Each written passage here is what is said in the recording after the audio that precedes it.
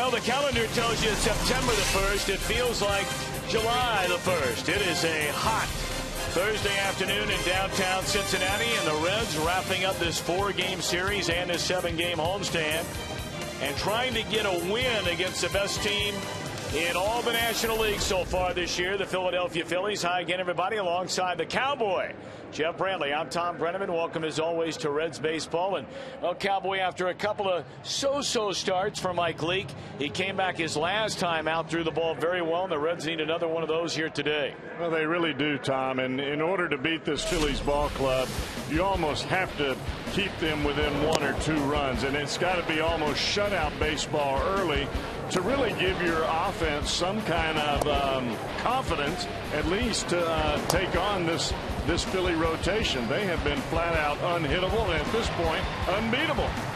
Well, the Reds have gone 19 consecutive innings without scoring a run against this vaunted staff, and they'll try and change that while Mike Leake looks to keep the Philly bats quiet. First pitch right around the corner.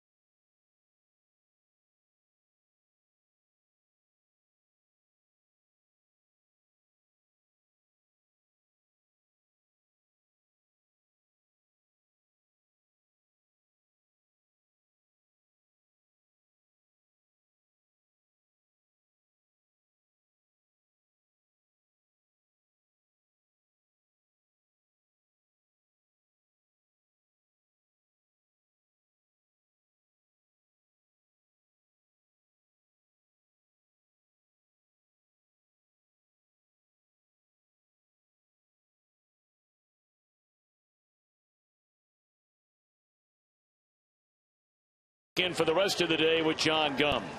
All right, Reds and Phillies today, Great American Ballpark. It is going to be a hot game out there. Let's hope the Reds can salvage one game from this series. Close to 90 here by the first pitch, going into the mid-90s by the final out under a mix of sunshine and clouds today. Enjoy the game right here on Fox Sports Ohio. All right, John, thank you so very, very much. And we're just about set to go. The Reds have taken the field. 11-game winner Mike Leake on the mound against 8 losses this year. He'll be facing Shane Victorino, Michael Martinez, and Chase Utley here in the Philadelphia first inning. Ball went up and away, and we're underway. There you see the overall season numbers for Leake. His 27th game, his 24th start.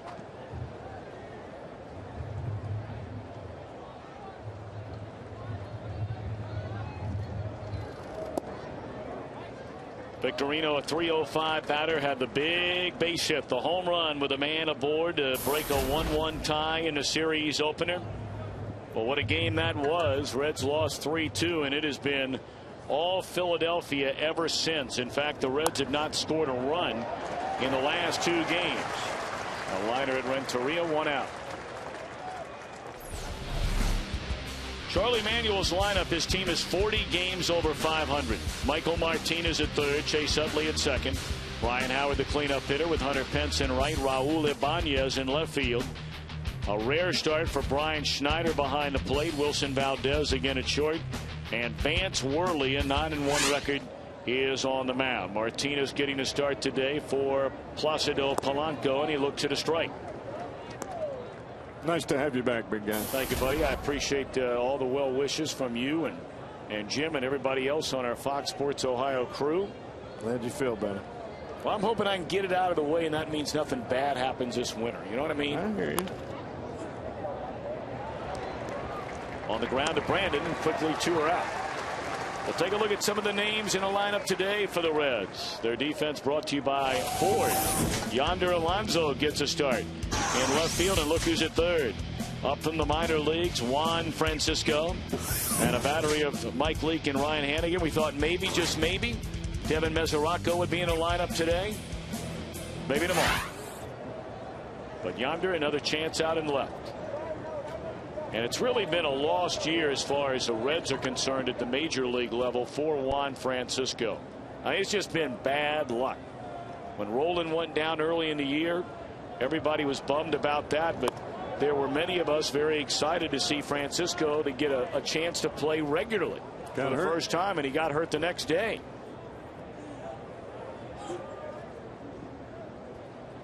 By the time him and Roland came back right around the same time, the same thing happened again about a month later. Roland got hurt again, and Francisco got hurt again. Well, the bottom line up here playing in the big leagues is you have got to do whatever you can to keep yourself healthy if you're a secondary player like Francisco is, or Alonso, or Mesoraco for that matter. Anybody that's coming up, you got to stay on the good part of the sickness or injury bug. It's Devin Mesoraco right there.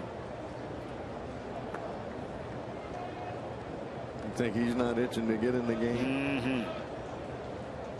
Chris Vallejo alongside, another one of the September 1st call-ups today for the Reds.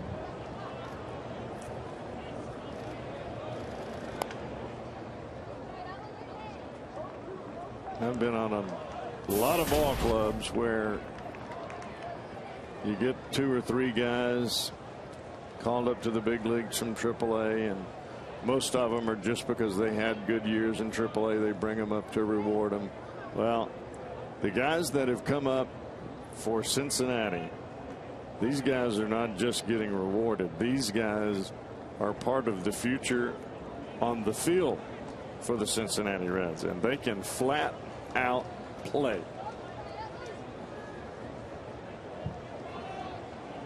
One and 2 on Utley, and it's up and away to even the count. Utley at 273, playing on a bad knee the entire year. That goes back to the middle of last season. And in his spring training, they were wondering if he would require surgery, which would have ended his season before it ever began. He decided not to have the surgery, and he's played in pain the entire year. Almost had to. And you've got to have him in a spot somewhere in this lineup, because they do not play very well without him. I mean, that left-handed bat is something else. High fly ball into right field, playable for Jay Bruce, and a good start for Mike Leake. He retires his side in order. So we'll see if the Reds can jump on Vance Worley. They're coming up.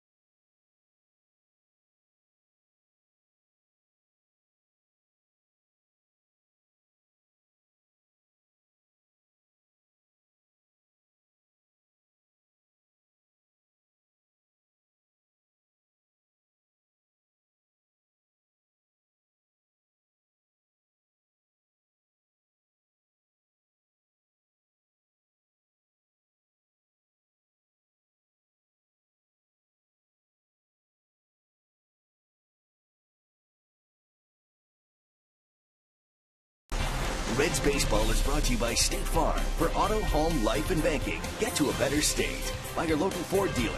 Ford, drive one. By the Regional Tourism Network. Book your trip at CincinnatiUSA.com. And by Skyline Chili. Whenever you're feeling good and hungry, it's Skyline time. Dusty Baker's starting lineup reads as follows: Brandon Phillips, Edgar Renteria, Joey Votto. And look at the stretch starting with Votto. 4 consecutive left-handed batters: Jay Bruce, Juan Francisco, Yonder Alonso. Then a latter third of Bruce Stubbs, Ryan Hannigan, Mike Leake against 9-1 right-hander, a rookie at that. And look at the numbers: 2.6 ERA for Vance Worley. Last 12 starts for Worley, 6-0 at home, 6-0 on the road. Doesn't get a whole lot better than that.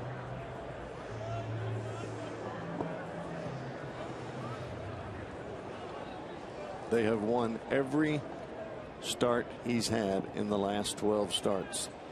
Yep, 6-0 at home, 6-0 on the road. So Brandon Phillips to lead things off. And he looks at a strike. A 19-inning scoreless streak is the Reds' longest since July of last year, when they went 23 innings. And by the way, during that 23 innings, it included a pair of shutouts against these Philadelphia Phillies. We were talking with one of their announcers before the game today, Chris Wheeler, as there's a soft liner into right field. A good start for Brandon Phillips and the Reds. Defensively, the Phillies brought to you by Ford. Victorino flanked by Ibanez and Pence in the outfield. Martinez, Valdez, Utley, and Howard third to first. A battery of Worley and Schneider. To finish that thought, Cowboy, when you watch these Phillies play, you wonder how it is they ever lose a series, and I'm not being facetious about it. Well, when you look at the fact that they're #1 in defense, they don't miss too many balls, they don't make too many errors, they play fundamental baseball. And you look at the statistics from this ball club as far as their starting pitching has been. You really do. You think to yourself, how did they lose? And it's obvious that you can't have a great day every day when you're out there on the mound. So surely there's somebody out there that beats them when they're on a bad day. Even the Roy Halladay's of the world have a bad day every once in a while. I mean, look at the kind of run they're on right now. Worley, they haven't lost a game, period. He's gotten a winning decision in 7 of the last 12. Bastardo 6, Lee 6. Those are current winning streaks by 3 guys in their rotation. That adds up to 19 in a row.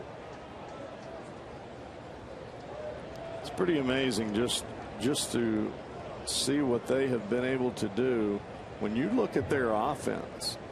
And I understand that they have Howard and Pence and Chase Utley, but they haven't played with Jimmy Rollins healthy for quite some time, and they've still been able to make runs, put runs on the board, and they've really done it with the long ball, Tom. Surprisingly, it hasn't been by putting hits together. It's by walking and a home run, and then they make it stand up. 3-1 to Renteria. Now, what do we know about young Vance Worley? He is aggressive. He is confident. Hard sinking fastball and a breaking ball that he'll throw for strikes. Occasional changeup. But probably his biggest asset is he is some kind of confident. Strike 2. When you look at his numbers, and any right-handed pitcher that has a better opponent's batting average from against left-handers than he does against right-handers will tell you that he has command of not only that sinker away from the left-handers, but also that backdoor breaking ball and the changeup.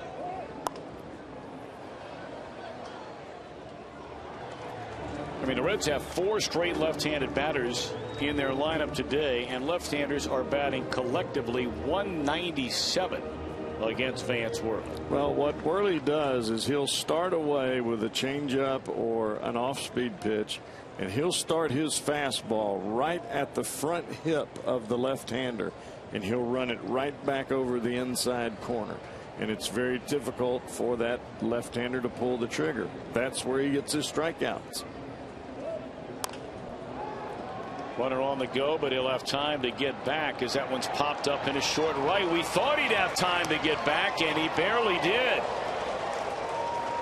Brandon wasn't sure if, when all was said and done, Pence was going to catch that ball.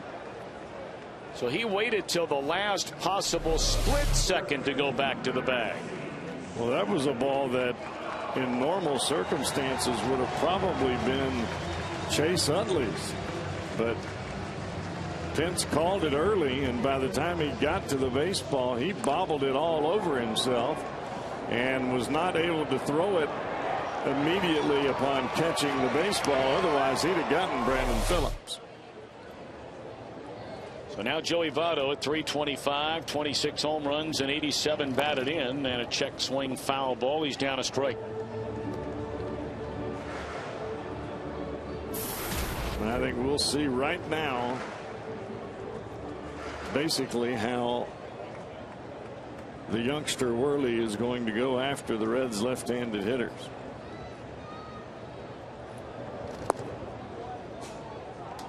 What do you mean? Breaking balls and change-ups early in the count, and then that hard fastball that he starts in off the plate and runs it right back over the inside corner. Almost a comeback fastball, if you will. That was it right there. And this might fall in. What a play in left field near the line by Ibanez. Raul's been around for a while, but he can apparently still go get him. He had to go a long way to get that one. You can see this fastball. That one stayed pretty straight right there. Worley's fortunate that that ball was not hit harder than it was, but it was inside and stayed inside. A heck of a long way to go for a left fielder to catch that ball. What an excellent career Ibanez has had. So many years played on some bad teams over in the American League. That ball driven hard by Jay Bruce into right center field, but able to track it down is Victorino, and that's all for the Reds. A leadoff hit. 3 in a row retired by Worley. No score at the end of 1.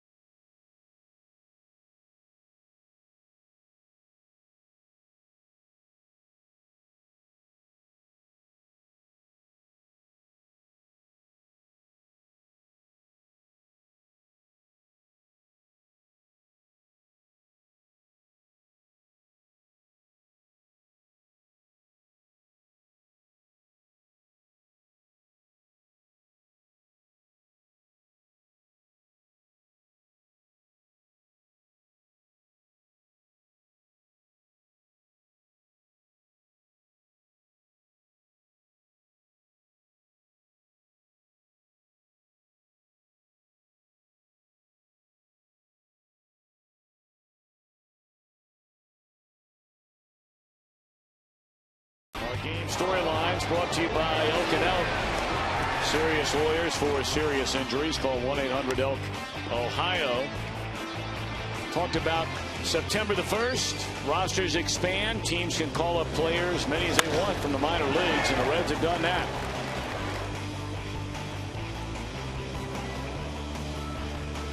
But how much playing time will they get now that they are here? We'll give you the full list of players. You know at least one of them because he's in the lineup today. That would be Juan Francisco playing third base. Scoreless game. We begin the second inning. Strike one to Ryan Howard. For the most part, I would say that Yonder Alonso would probably fit in that list. There's your list there. We've seen Burton. We've seen Fisher. Heisey back. Jeremy Horst made his major league debut with the Reds earlier this year. Matt Maloney is back. Mesoraco for the first time, and Valleca, who was called up for the first time at the end of last year, also expected to join the Reds after the AAA season is over.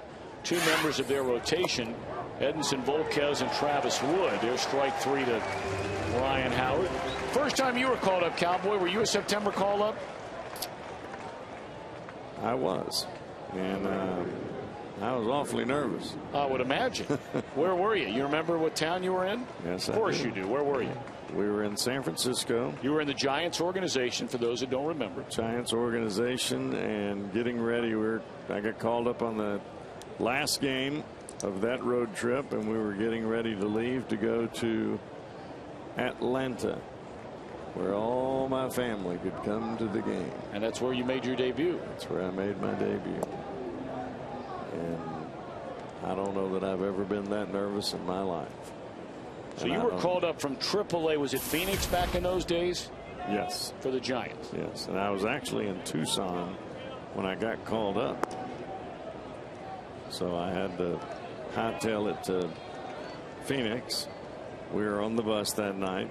Got back into Phoenix at about 2:30 in the morning, and they were trying to make a decision, the Giants were, whether they were going to call me up or a veteran pitcher, because Mike Krukow had hurt his arm. He had fallen on his arm trying to cover first base, ran into Mackie Sasser of all people, and I got the call.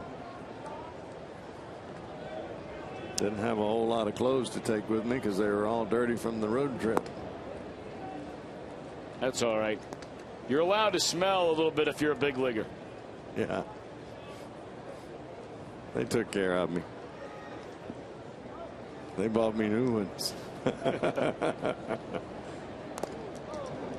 3-2 now on Hunter Pence. And I will say this, Tom, there's no feeling like the first time when you get the call and they say you're going to the big leagues. It's kind of like that dream come true.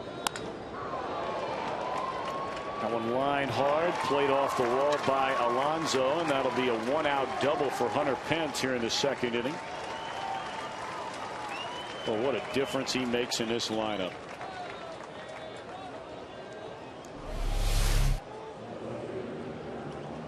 Breaking ball that doesn't do a whole lot of breaking.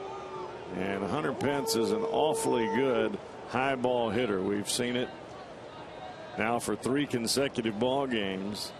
Him take that high fastball and tomahawk it out the other way. Well, this one was about belt high, and he just jerks it right over the head of Alonso in left field.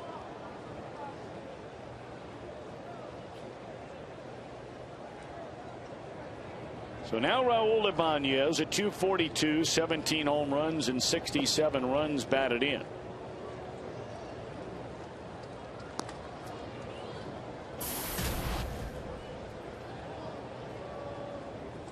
Next June, Raul Ibanez will turn 40 years old, and he'll have a job next year. Now, whether or not it'll be playing regularly for the Philadelphia Phillies, of course, that remains to be seen. They very much like what they've seen out of young John Mayberry Jr. Boy, he has really come on. But Ibanez has some baseball left in him as well. And it's not a bad situation that they have working at the moment. They've been able to use Mayberry Jr. against some tough left-handers and give Ibanez some time where he's really been able to save his legs a little bit, especially for that outfield play. I mean, you look at the production, just those two players alone. Now, granted, there have been some times this year before they had Pence where they were playing Mayberry in right and Ibanez in left. So it's not a straight platoon the entire year. But the bottom line is, out of the two guys that they have playing left field right now, they've combined to knock in 108 runs. It's pretty solid. They tried Dominic Brown out there. We saw him there when we were in May, but clearly he's not quite up to where Mayberry is at this particular point in time. Well, what Mayberry has done has been he has been able to shorten his swing, number one, and still retain his power. And that's really what you have to do to be successful at the big leagues in order to consistently hit the breaking ball.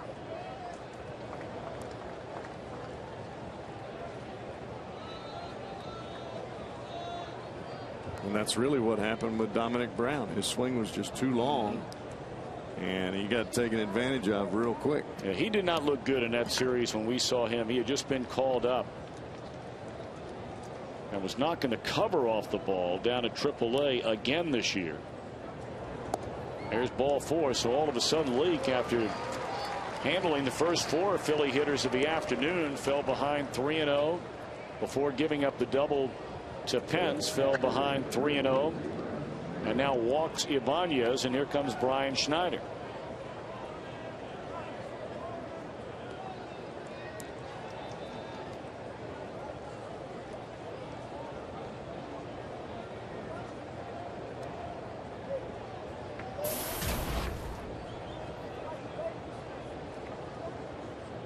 Schneider, at one time in his career, a regular player. In fact, most of his career has been a more than part-time player. Has played in virtually every team in the entire National League East, if I'm not mistaken, except for the Atlanta Braves, right? Yes.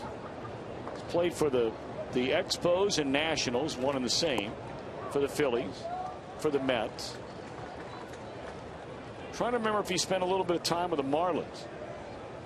No, don't think so.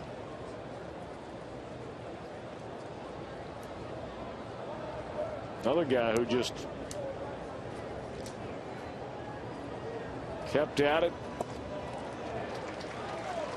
Well, there's just kept his mouth shut, done the things they've asked him to do, and he's going to turn that into probably about a 15-year career when all's said and done. There's just not that many left-handed hitting catchers that come through the systems.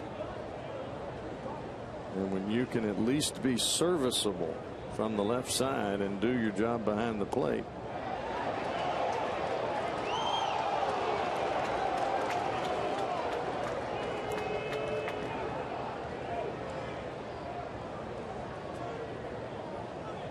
What Leake is trying to do here is work in and get the double play, possibly on this pitch here with a fastball sinking away from Brian Schneider. 2-2 with 2 on and 1 out. Just off the inside corner. That pitch there where you have the catcher set up right on the inside corner, you start it off the plate and you want the ball to run back to the corner instead of ending up where the dot was on the pitch track. So you want that ball to go all the way to the line. That pitch didn't quite make it.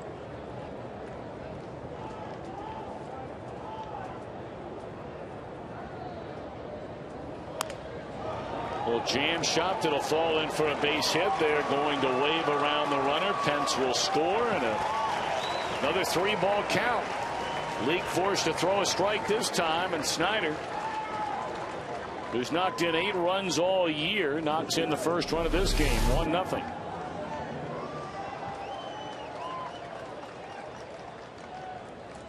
Through basically the same exact pitch to Schneider over and over and over again. And I mean, Snyder's a big leaguer. He's no dummy. He finally makes the adjustment and makes the adjustment well. Well, the other part, Cowboy, you know, you're heading 1-2 on Brian Schneider. With all due respect, you got to put him away. Absolutely. I mean, I don't care if he hit it off his knuckles.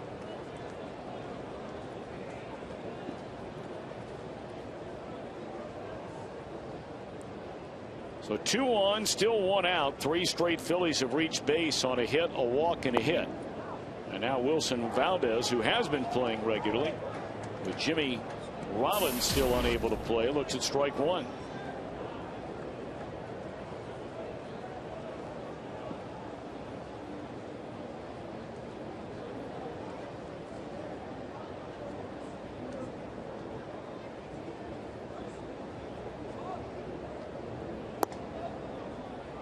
See, this is the part where Mike Leake has really got to understand that he can't hit for this ball club. All he can do is control what he can control, and that's get the other team out.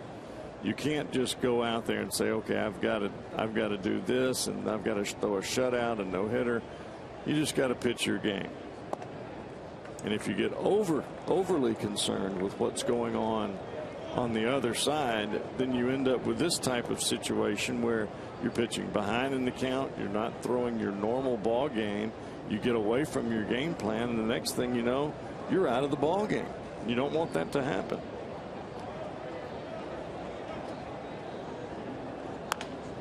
Tapper in the hole at short, and everybody's safe. That'll be an infield hit for Valdez, and they're loaded with 1 out.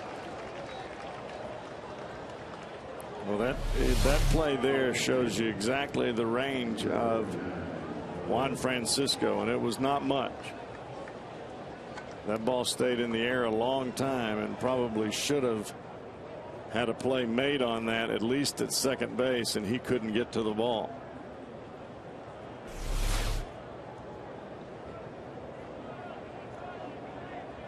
And as you know, Tom, this is as much tryouts as it is about winning ball games. There are a lot of eyes on everybody out there on that field, Reds and Phillies alike. Well, we're told that Worley can swing the bat. We look at the numbers, and the numbers aren't bad. 8 hits and 35 trips, 3 RBIs, including a double.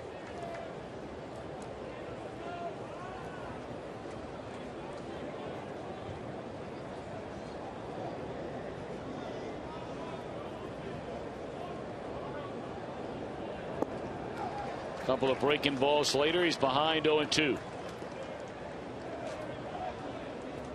He's definitely aggressive.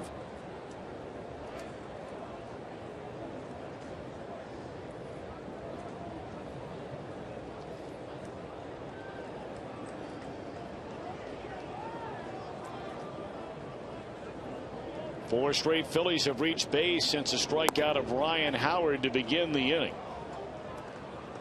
A double off the left field wall by Hunter Pence, a walk to Ibanez. An RBI single into right by Schneider, followed by the infield hit from that man Valdez.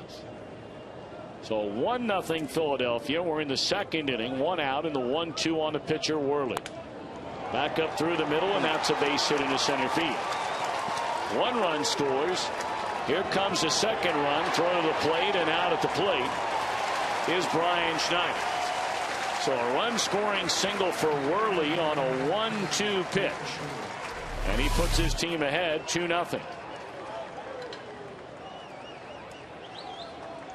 Well, you were right, Tom. It is not sure exactly what's going on in the head of Mike Leake, but I have not seen him miss this bad in any ball game yet this year. If he has a bad game, then he may miss off the plate way in or off the plate way away. But that pitch was supposed to be in, and he missed away. That doesn't usually happen to Mike Leake, and it cost him a run. May have cost him 2 if not for the perfect throw of Drew Stubbs in center field. Stubbs has certainly proven this year that he has not only a strong arm, but a very accurate arm. We talk about it frequently. From center field, you always have to remember that the throw has to clear the mound. So it's not only making an accurate throw, but there has to be enough carry, because if it hits the mound, either the back of the mound, the top of the mound, or the side, the down slope, the side, whatever it might be, well, obviously the ball is going to change direction in such a way where the catcher's not going to catch it to put a tag on anybody.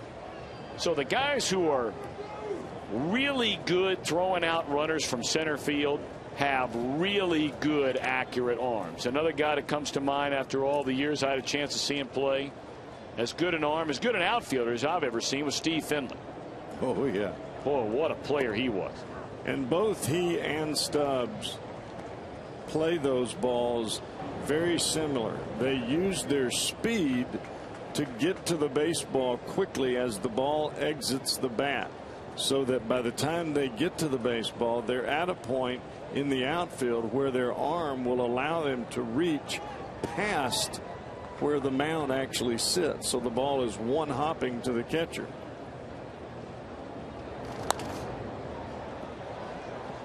That's 8 outfield assists now for Drew Stubbs, and among all National League center fielders. That's the second most outfield assists, second only to the 10 by Dodger All-Star Matt Kemp.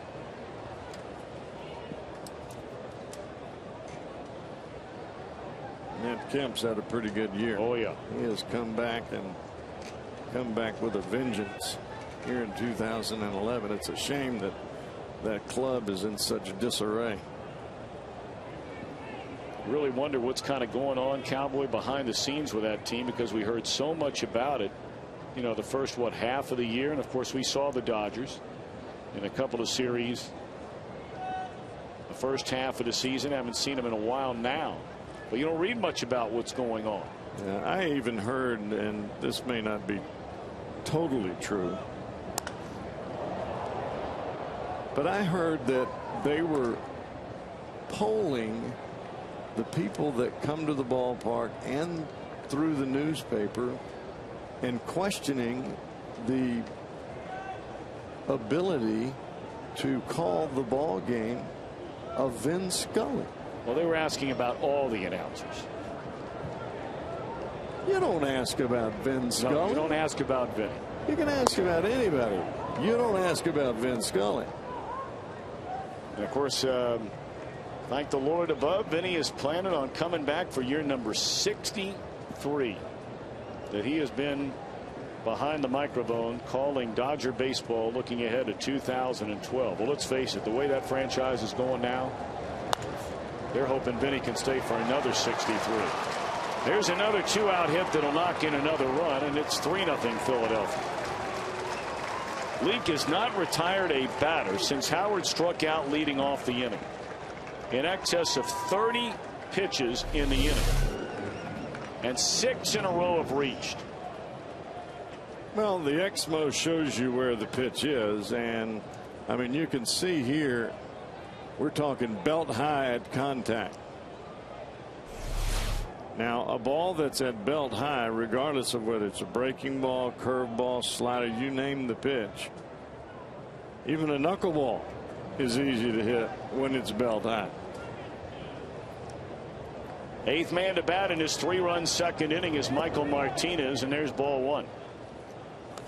And the crazy part about this whole inning, Tom, is all of those pitches have been elevated.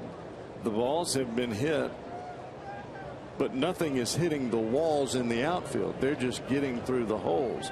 So if those balls are down, you got a much better chance of getting a ground ball and getting out in the inning.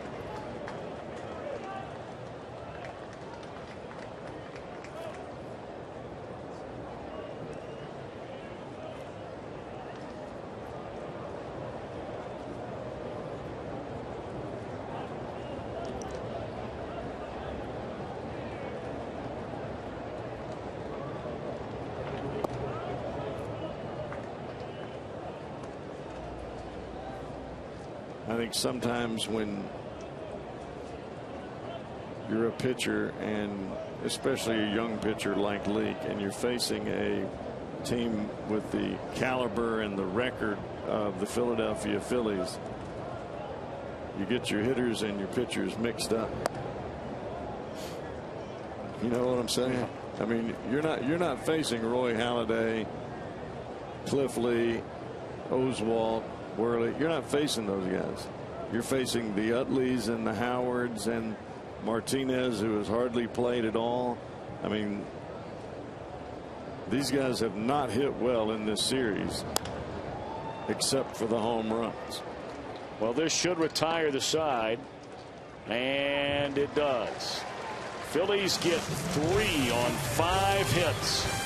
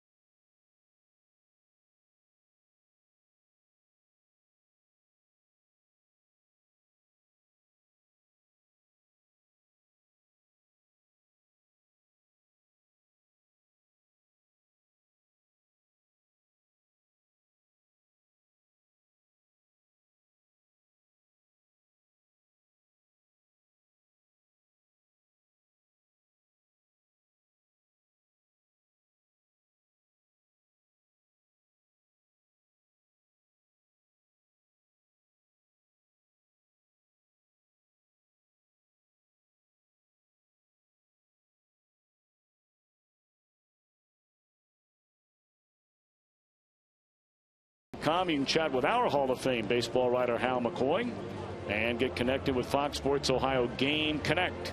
FoxSportsOhio.com is presented by 1-800-SAFE-AUTO and SafeAuto.com. Take a look at our Powerade ERA leaders.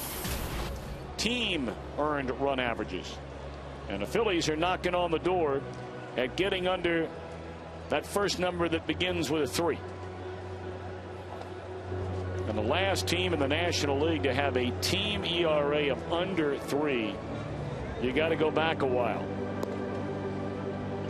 To 1989, the Los Angeles Dodgers. And that was a team, you may remember, that did not win the World Series. In fact, they did not win their division. Well, team that I played on did. I say we. It was your team. Yeah, we won. It's when the Giants were Western Division champions. Back in those days, there were still only 2 divisions in Major League Baseball. Of course, the Reds were playing in that National League West because they won it the next year and won the whole shooting match in 1990. Yes, they did. So now Juan Francisco back with the Major League club. Boy, he was knocking the cover off the ball. At AAA, when he was healthy enough to play, especially here over the last month, still so young, only 23 years old, has been the Reds minor league hitter of the year twice. And those numbers he has been piling up really since getting healthy enough to play over the last month and a half. Our Farmers Insurance report card on Juan Francisco. Of course, Francisco has piled up big numbers not only during the regular season, coming up through the Reds system, but then during the winter, he's really made quite a name for himself in winter ball. He's been a league MVP. He's been a Caribbean World Series MVP. And the Reds still do not know, with less than a month to go in this season. And that's why I called it a lost year earlier. They still don't know exactly what it is they have or don't have in regard to Juan Francisco and his future as an everyday player in the major leagues. Well, I think that at bat there shows me a lot more maturity than what I've seen in the past from Juan Francisco. Just to be able to take a walk on pitches that are borderline and then out of the strike zone. Normally, he's hacking at everything. And this year, even though it was a very small amount of time, he had only 11 walks in the AAA. But you have to be able to take a walk up here. If you don't, you're going to strike out a whole lot.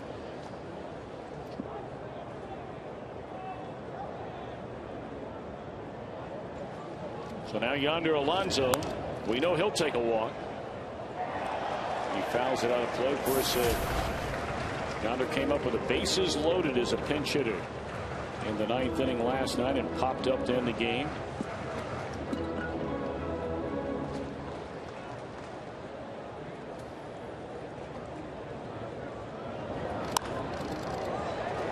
That one will sneak through into center field, a base hit. So the two youngsters aboard to begin the Reds' second inning, trailing 3-0. And I think if I'm a Reds fan out there right now, knowing what I know, what Jeff Brantley knows, I'd be getting me some tickets, because there are going to be some guys that are playing here in this last month of the season.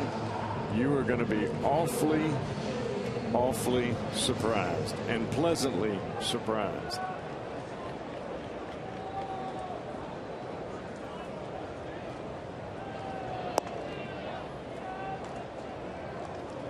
I mean, we see the Juan Francisco, we see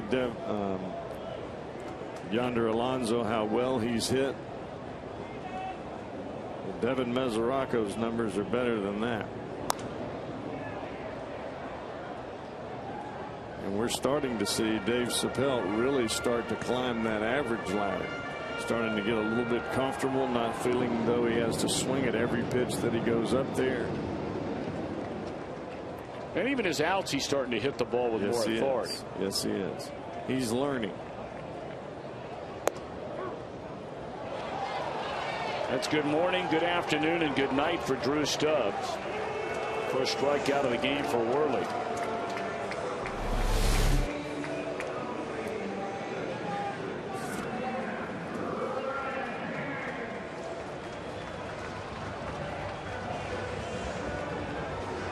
Worley doesn't quite have that sinker coming back to the plate as he normally does. And usually for a power pitcher that throws the ball as hard as Worley is right now, the more fatigue in the game, the more that ball is going to run back to the outside corner. He was lucky that he got the call there. Now Ryan Hannigan, he takes a strike.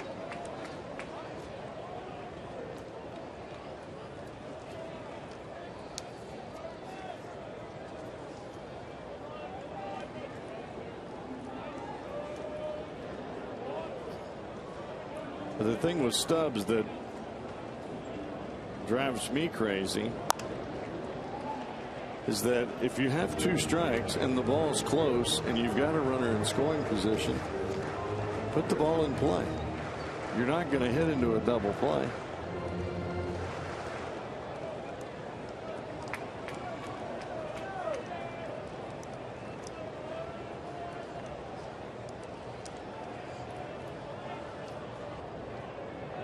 Two on, one out. Hannigan 6 home runs, 29 batted in. His average has been steadily on the rise here the last couple of weeks. Up to 270 going into play today.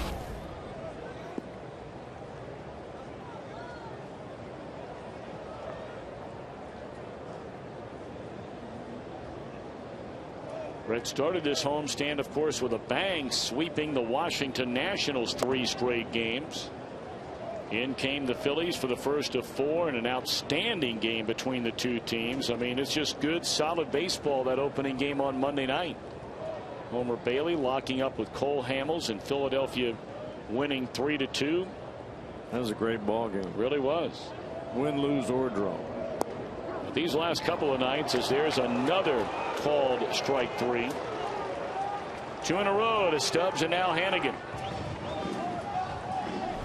Looks like another fastball that starts off the plate and comes back to the inside or the outside corner. That's the comeback fastball that I was talking about earlier. Reds fans, if you're in the restaurant industry, let JTM Food Group help you with great tasting products for your menu. Inspired solutions, better results. JTM. So now Mike Leake. We know he can hit. 11 hits and 46 at bats this year. He's down a strike.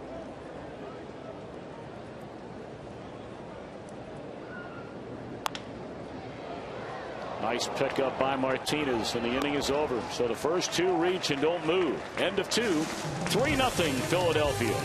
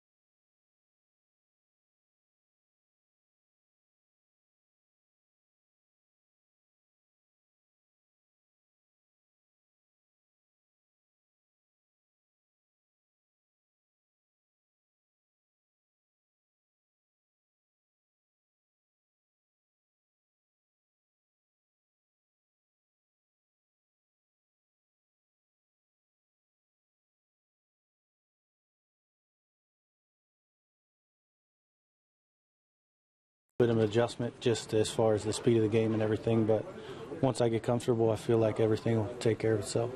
Have him, catch some pins, because there's some guys he hadn't caught before, some guys he hadn't caught in a long time. So he's going to be in the bullpen catching, learning, make sure he knows all our signs, make sure he knows all the little things that entailed in catching. Our Geico Direct quotes from both Devin Mesoraco and Dusty Baker on his young catcher. It is interesting to note that when you look at the Reds, not only their starting rotation, but even guys pitching in their bullpen. And look at this 2011 year. As you know, both Homer Bailey and Johnny Cueto, current members of the Reds rotation, pitched the first month of the season in Louisville with Mesoraco as their catcher. So he's familiar with them. Now Bronson Arroyo has been with a major league club. Of course, he has never missed a start since coming up to the big leagues. Mike Leake this year was sent down to the minor leagues, was in their rotation.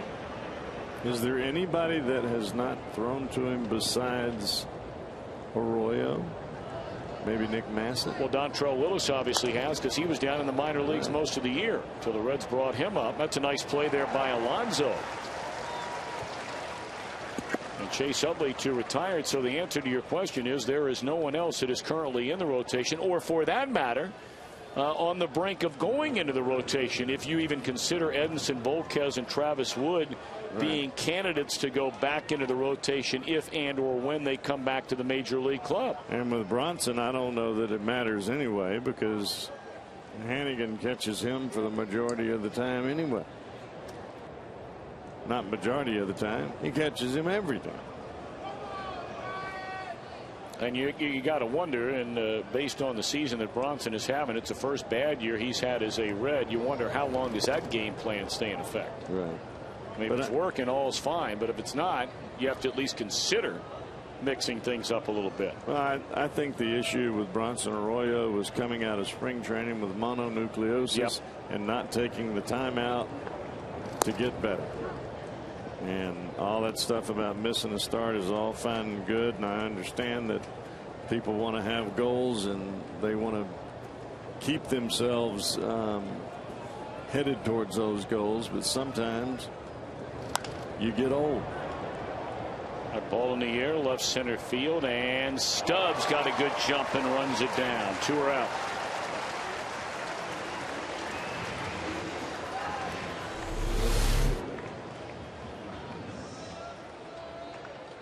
Well, Stubbs does not have to worry in this situation about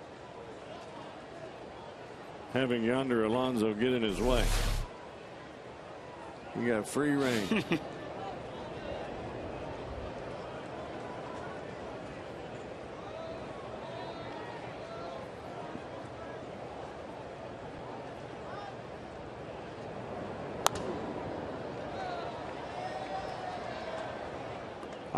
I really do enjoy getting to see some of the talent that you've heard about. You've got to see them in spring training. You've heard about how much maturity that they've gotten and how much better they've been through a full season in AAA.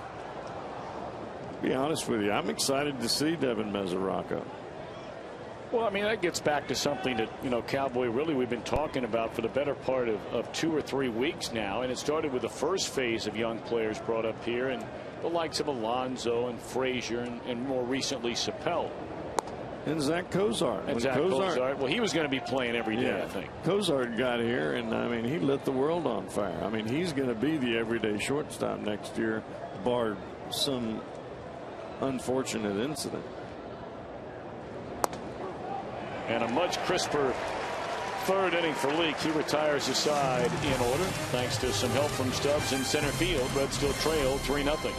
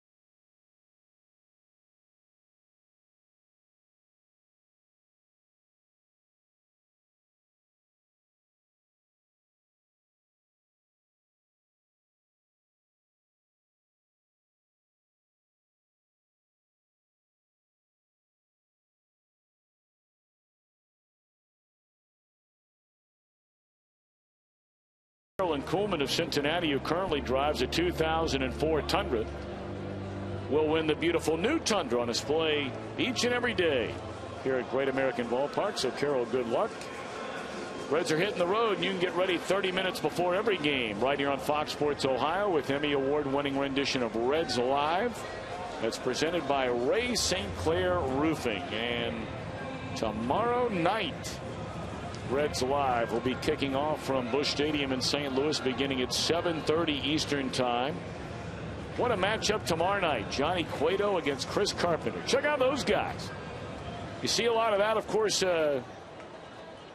know, along the West Coast, out in the ocean, a little bit on the East Coast, not as much.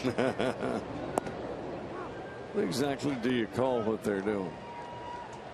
I think it's called paddle surfing. That ain't a paddle, though. That's a broom. Don't bring up broom. Is that? Oh, that is a paddle. I thought it was like a floor broom. You didn't really think it was a broom. Yes, I did. A broom? Yeah, I thought they were out there goofing off. You know what? That would be a great idea, though, for a Reds fan if the Reds were going for a sweep and get out there on the board and bring a broom with you. Brandon Phillips leading off the Reds' third inning.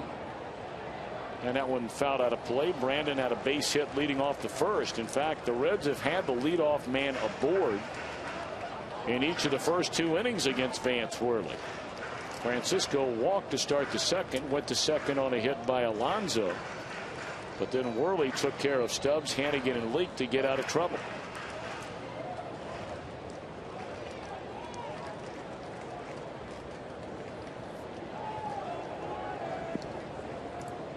Well, the kid Worley is starting to get the ball down in the strike zone, and he's even more dangerous than he was earlier.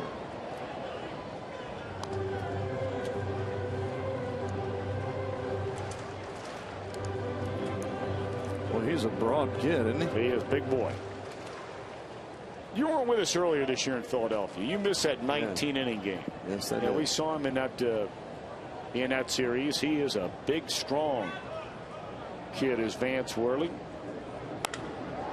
That ball stung by Phillips and sails over the head of Ibanez, and Brandon Phillips 2 for 2 tonight.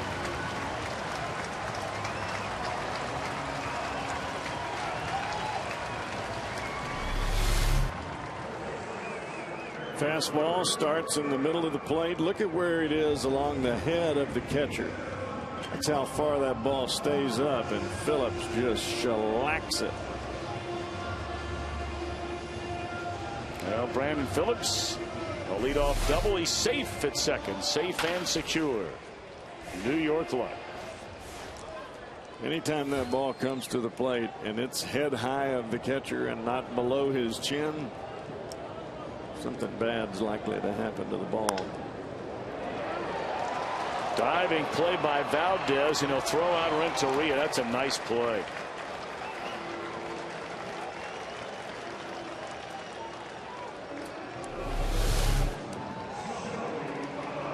I did not think he was going to be able to get to the ball. He caught it right in the web, but he gets off the ground quick. A lot of times that makes the difference whether you get him or not. It's not just having a strong arm, it's catching the ball and getting up off the ground in a hurry. So now runner at third with 1 out in the inning for Joey Votto. He popped up to left field his first time up. This one in the air straightaway center will play to run. Caught by Victorino, tagging and scoring Phillips. And the Reds' scoreless inning streak ends at 21.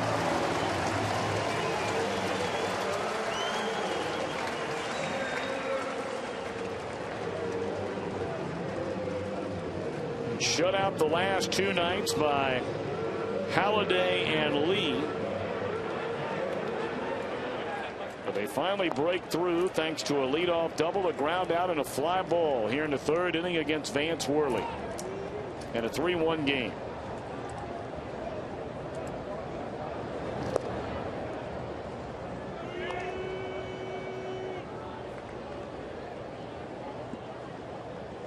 But if you're Rich Doobie, the pitching coach, Charlie Manuel, the Philadelphia manager, you're saying, okay, Worley, a rookie, allows a leadoff double against the top of the order.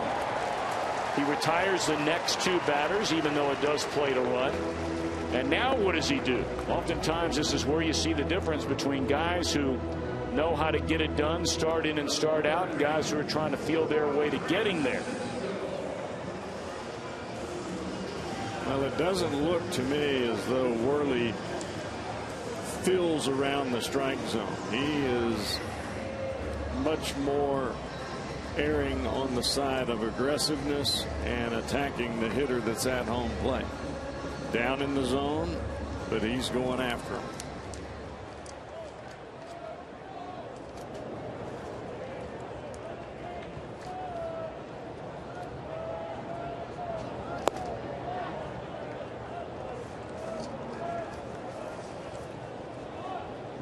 throw strikes and you work quick, even if they are hitting, even if the opponent hits the ball, it keeps your infield and your outfield on their toes.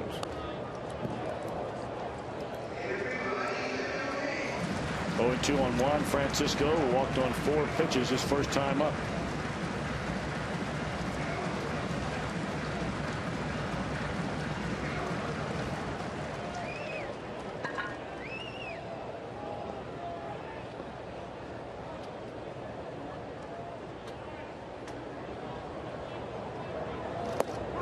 And there's strike 3 call. Reds get a run and trail by 2 as we go to the 4th.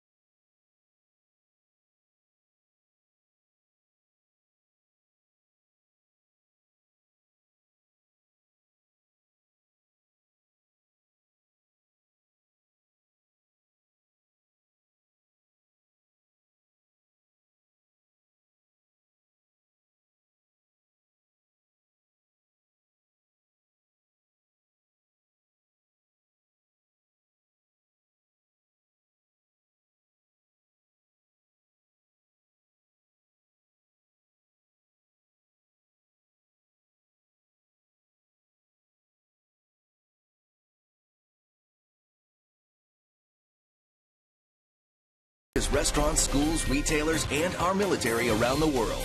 JTM Food Group. By your Cincinnati and Northern Kentucky Toyota dealers. For a dealer near you, visit buyatoyota.com. And by Geico. 15 minutes could save you 15% or more on car insurance. Visit us at geico.com or call 1-800-947-AUTO. Well, we invite you to join Fox Sports Ohio tonight. 2 of Kentucky's top prep quarterbacks will square off an early season clash. Dixie Heights taking on the Highlands Bluebirds. Our Fox Sports Ohio's high school football game of the week ventures into the Commonwealth tonight at 7 o'clock. Another big weekend of high school football in and around the entire tri-state area.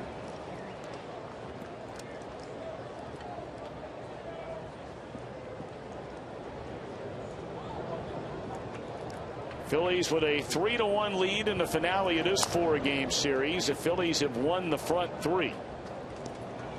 Ibanez, Schneider, and Valdez, all 3 reached in a 3-run second inning.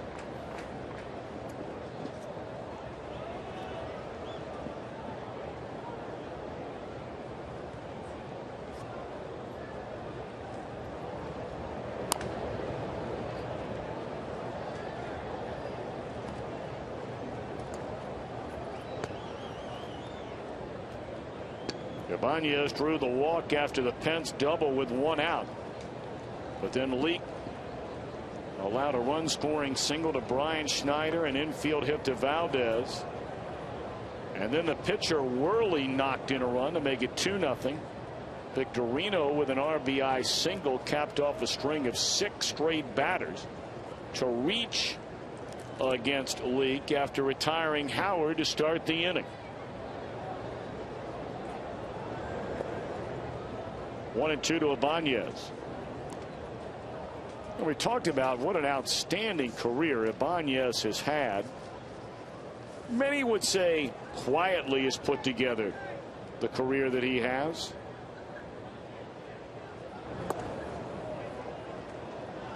Beats 1 home run for 250 of those in his career. Well past 1,000 runs batted in. Look at the career batting average at 281. He's 5 doubles away from having 10 straight years of 30 or more doubles.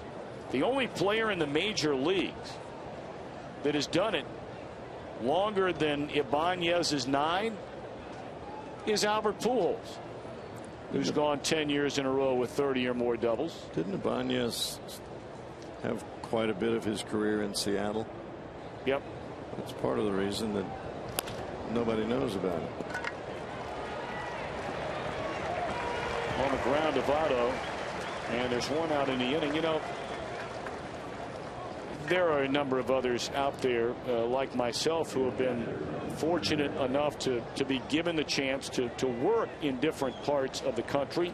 You did too as a player out in San Francisco, and you played in the quote-unquote Eastern time zone, the Central time zone, and I've lived in all those time zones as well.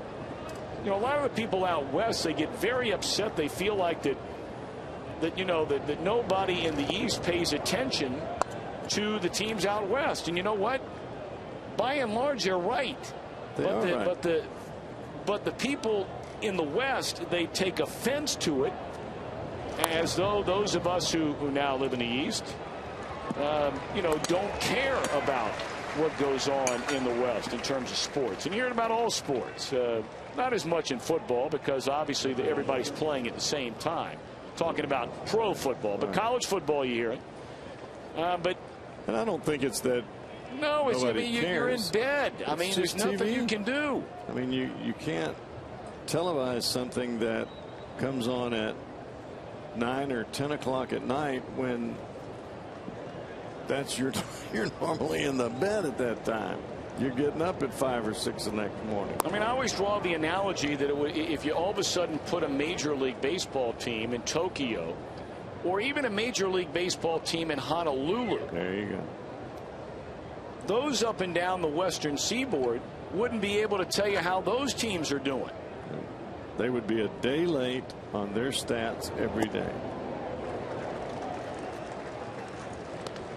It wouldn't be the USA today. It would be the USA yesterday. That's right.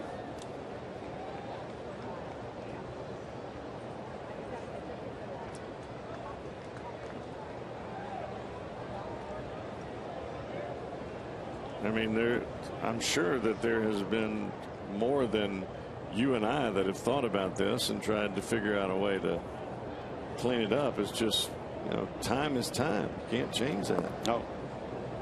It's like the great Ichiro. I mean, if you happen to, and I was out there, out west when he came over from Japan, and the numbers he's put up, nobody in the history of baseball has ever done what he's done.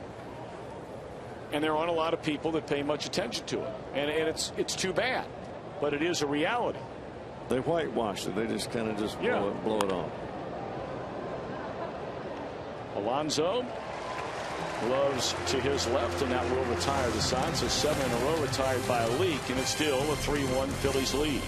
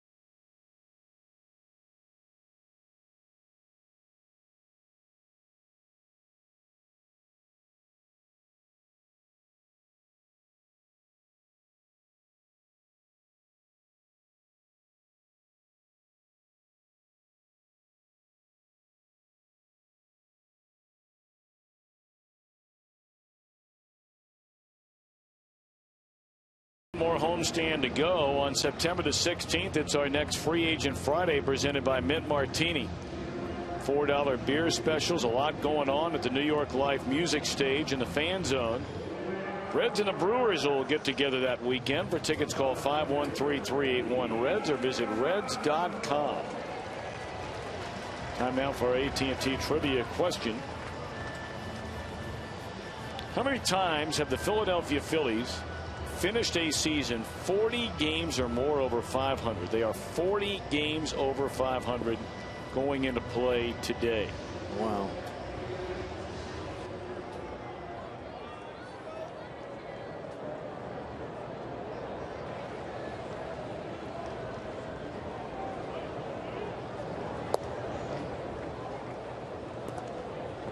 Got to think about that a little bit. You know, you think about Phillies teams just in recent years. And I certainly don't know their win totals. I could find it easily, but that would constitute cheating. There's a swing and a foul ball out of play. I guess it's conceivable they've done it over the last handful of years, and then the run prior to that, they had the great '93 team. That team didn't finish 40 over. They went to the World Series. Kurt Schilling, their lead starter on that club, and Dykstra, Dalton. Yeah. But then you think about to the 1970s when they had some really good teams. There was a swing and a miss by Alonso, 1 ball and 2 strikes. Mickey Morandini. Yeah.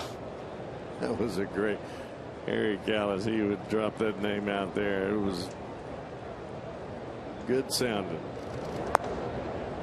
Late great Harry Callis. We miss him every time he comes in here. You keep waiting for him to stick his head in. Of course, we said the same thing for years and years about his partner, who another guy, one of the all-time great guys, Richie Ashburn, was a great player, but golly day, one of the funniest men you've ever been around in your life. And when he passed away a couple of years before that, been tough times for Philly fans in that regard. Those were two of Philadelphia's all-time favorites, Richie Ashburn and of course Harry Callis.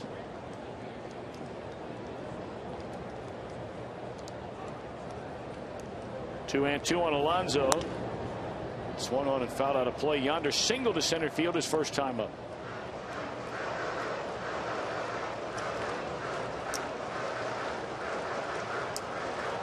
And John Vukovic, who was part of that. You're right. Club back in the 70s, if I'm not mistaken. Of course, he was part of the Reds for a little while, too.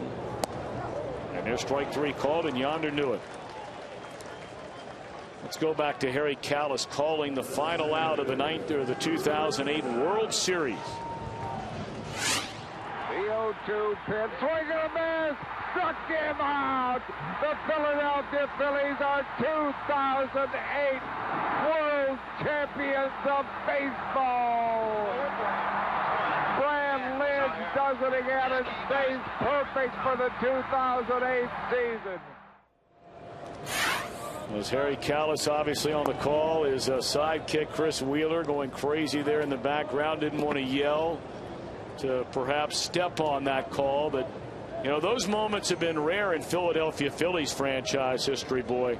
Oh, yeah. Because up until the last couple of years, this has not been a winning franchise or any semblance of a winning franchise. There's a ground out to short, and there are 2 away in the inning. And in fact, it's been one of the losing franchises in the history of professional sports. But my, oh my, have they turned things around. We were talking to Chris Wheeler before the game a couple of nights ago, still one of the members of the broadcast team, and he says, look, man, there have been so many of us that have been here for so long, and we have seen the dark days. Well, he talked about that patch in the 1970s. The Phillies, by and large, were losing 90 or more games a year well before the 70s, and then for many, many years after the middle 70s through the entire 1980s. Yeah, I was on one of those clubs that was in the total doldrums. That's back when Terry Francona didn't know how to manage, evidently. Yeah. As soon as he got to Boston, he got real smart. Boy, he has gotten smart, hasn't he? Same thing happened with Joe Torre, except his happened in 3 spots before he got to the Yankees. Exactly.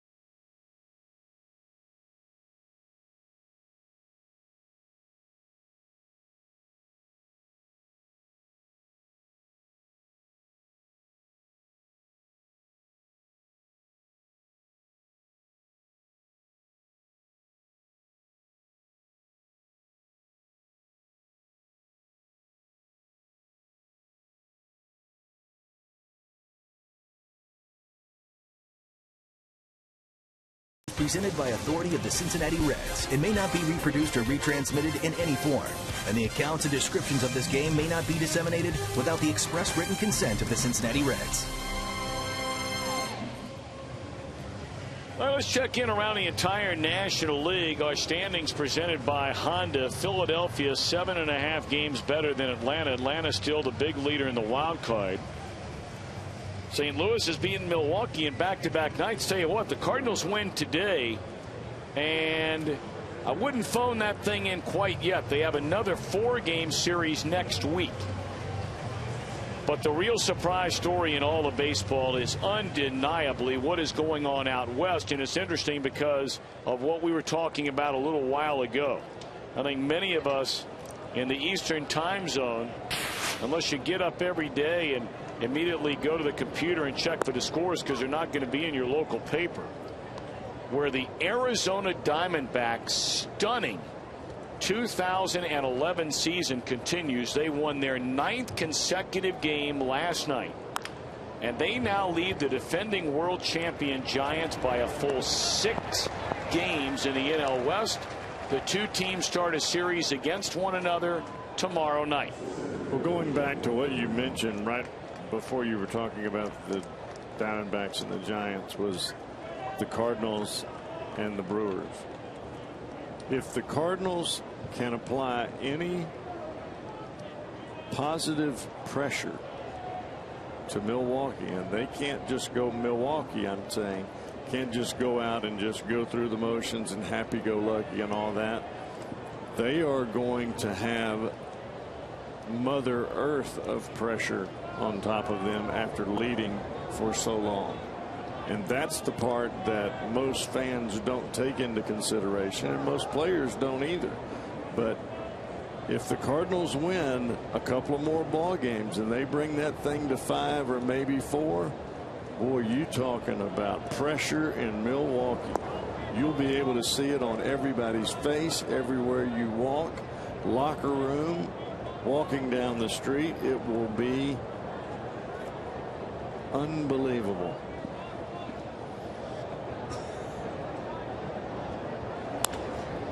Base hit into right field off the bat of Shane Victorino. His 2nd hit today. He's also knocked in a run.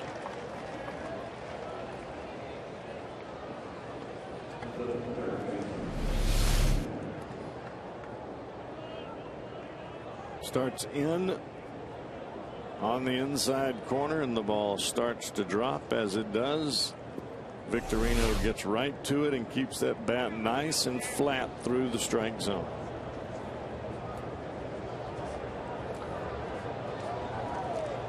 One on, one out for Martinez, who is 0 for 2.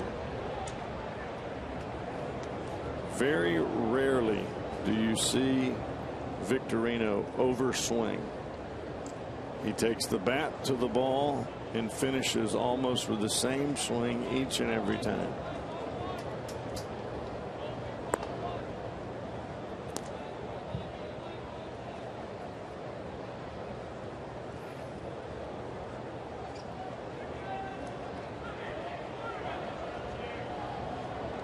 Lincoln retired 8 in a row until that base hit by Victorino. He's still on the short end of a 3-1 ball game.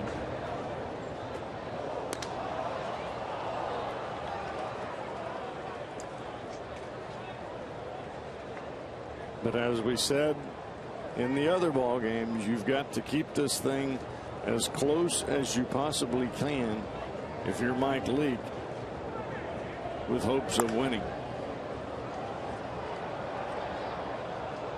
That is a foul ball.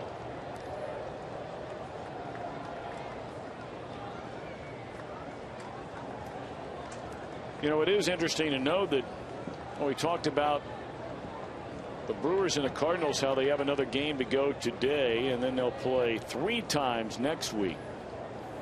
The Brewers still have a 4-game series left this year against these Philadelphia Phillies. And so too do the Cardinals have a 4-game series against Philadelphia. Cardinals also have to play the Atlanta Braves. So now the Reds have had the Braves in the rearview mirror a long time ago, and those two teams that may end up duking it out when all is said and done, if you know, the Cardinals are at a point now where they just can't lose a game to Milwaukee. I mean, they can't lose a single game when they play. I mean, today would be the example of, you know, you win the first 2 of a series and you say to yourself, man, if we can win this one, then all of a sudden we're, you know, 7.5 back with a month to go, game on. Well, then again, you lose it and you're 9.5. Big difference in the field between 7 and 9. It really is. That was the one thing that the Reds had in their favor going into August, is the fact that they had 2 months of good scheduling. Yep.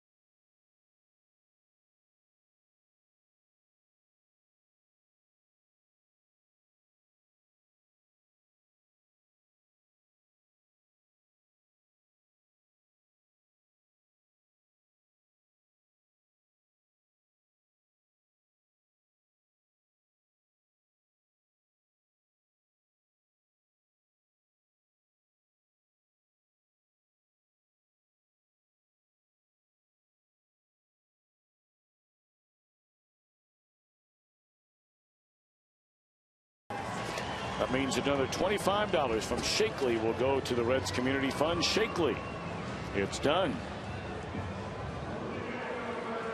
Let's answer our AT&T trivia question about how many times a Philadelphia Phillies team or a Phillies team has finished the season 40 games over 500. Back-to-back years, 76 and 77. And neither year, of course, won a World Series. 76, of course, they were swept 3 in a row by the Reds. That was a year, of course, the Reds did not lose a single postseason game. Swept the Phillies 3 straight. Swept the Yankees 4 in a row. That ain't bad. Phillies lost in the LCS the following year to the Dodgers 3-1. So here they had back-to-back years where they finished 40 games over 500 and they won 1 playoff game. Well, I know how they feel with that. Win 103 ball games during the regular season and go home.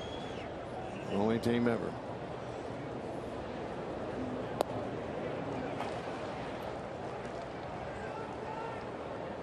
You can see with Vance Worley, when you watch him pitch, he is not the surgeon general that you would have with Roy Halladay or Cliff Lee or Hamels. But he does stay on the attack and he does stay down in the strike zone. And he is highly, and I mean highly, confident in his stuff. All 5 of Worley's strikeouts have been called strike 3. Hey, by the way, we were Dusty Baker in our Geico Direct quote talk about Mesoraco. He'd spent part of the game, sitting in the dugout and then make his way out to the bullpen and start catching some of the guys that maybe he hasn't worked with before if the need arises. And so Mesoraco has indeed made his way out to the bullpen, and he'll hang out with Porky Lopez and company out there. Well, there may be a position later in this ball game where if a double switch is made, he may be the one that comes in with the double switch along with the pitcher.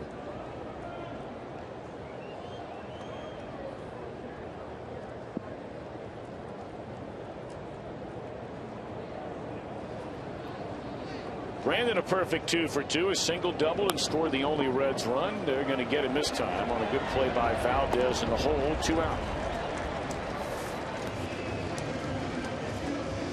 There are just a few foursomes remaining for the 7th annual CBTS Marty Brennaman Golf Classic, held on September 18th and 19th.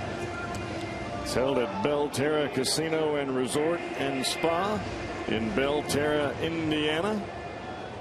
There are only a limited amount of foursomes remaining. If you want to register, go to reds.com/MartyGolf or call 513-765-7240. It's a Jeff Ruby buffet dinner. The man in black, Johnny Cash. I can't wait to check that out.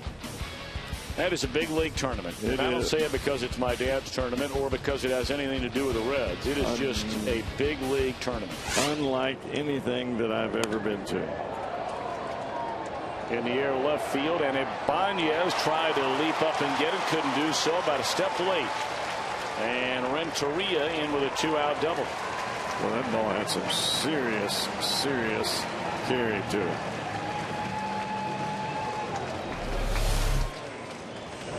You can see the flags just starting to blow out of left field. And Ibanez looked like he was going to be able to have it. Got his glove up too soon. And there are quite a few outfielders that will make that mistake while they're running. They put the glove up instead of putting it up right at the last second.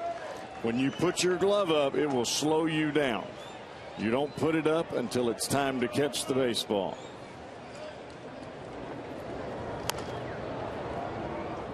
Well, Joey Votto with a chance to knock in another run. He had a sac fly to drive home the only Reds run of the game so far back in the 3rd inning.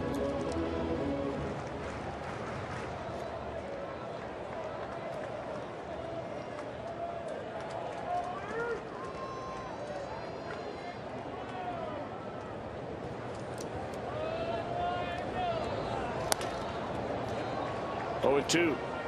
Well, this Worley is not afraid of Votto at all. It's not to say he doesn't respect him, but I mean, he's coming right at him with gas. There is not an ounce of fear in this young man's mind.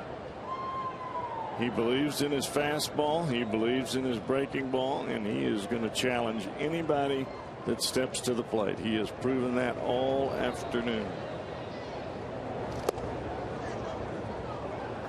That's the pitch that he likes the most. He starts that pitch underneath the left-handed hitter's hands, and he's trying to make this ball run right back there for a strike. He didn't quite get it there that time.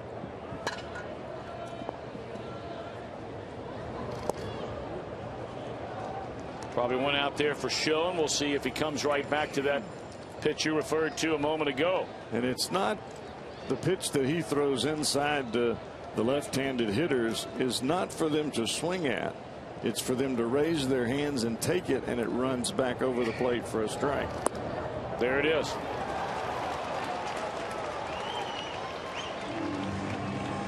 Six strikeouts, every one of them just like all that. third strike.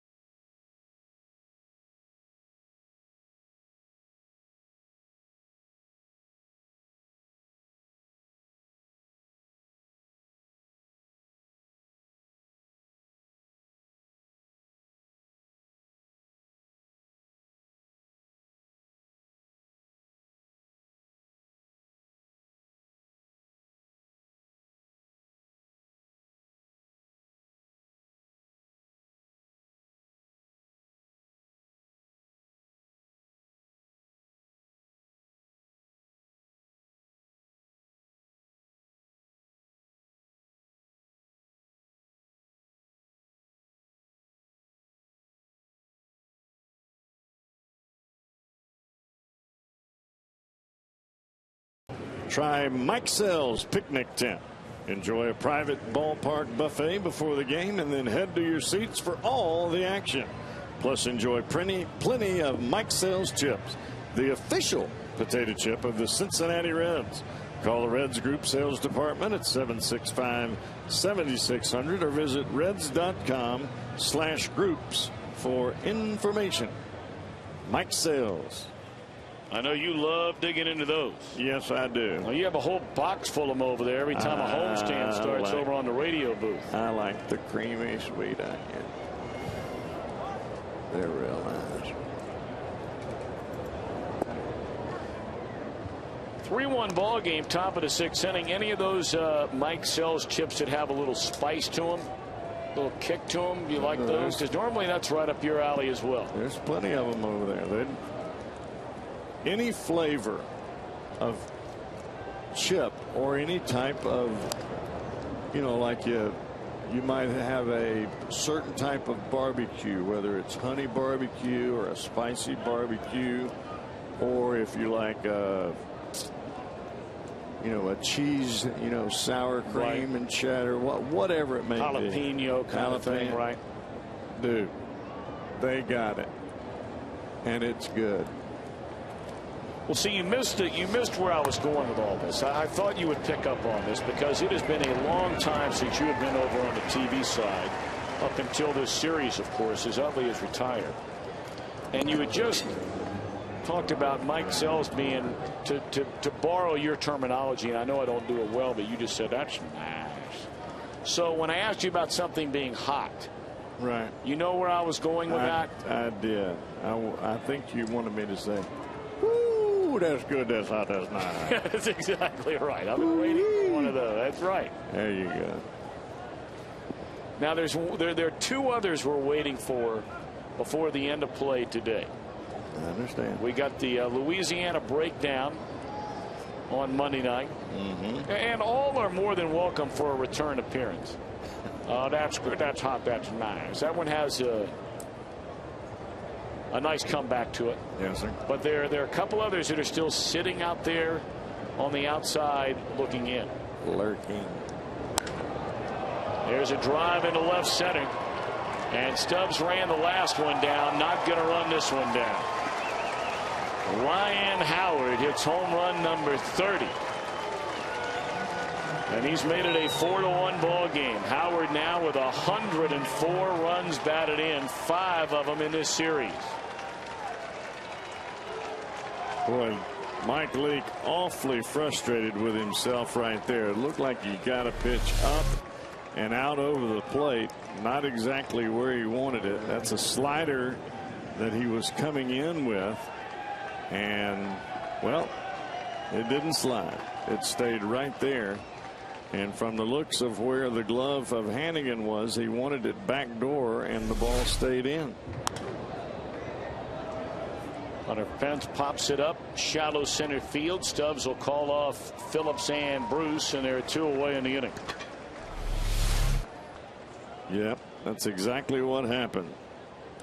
Hannigan was setting up away, and Mike Leake got held on to the ball just a tad too long. That's really all it takes for the slider to move from one side of the plate to the other, and that could be a split second or just a little bit of slide of your thumb or even a hesitation in your delivery.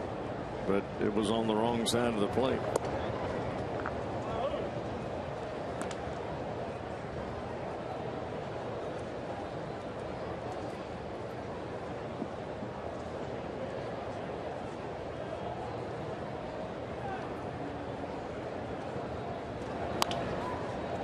Votto, and it went right under his glove. And Ibanez into second base standing up. It's going to be an error.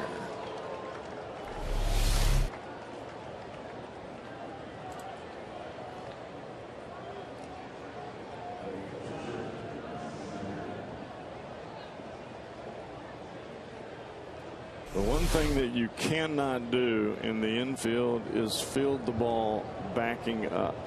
More times than not, the ball will eat you alive.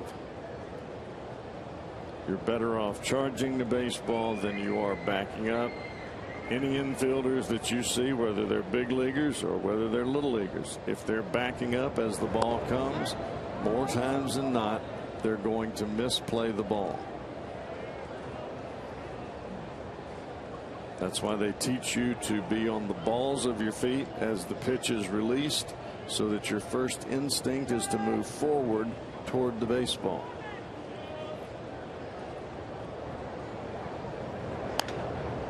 Pulled foul, and it's 1-1 on Brian Schneider, who knocked in a run his first time up, the first run of the game as part of that 3-run second inning.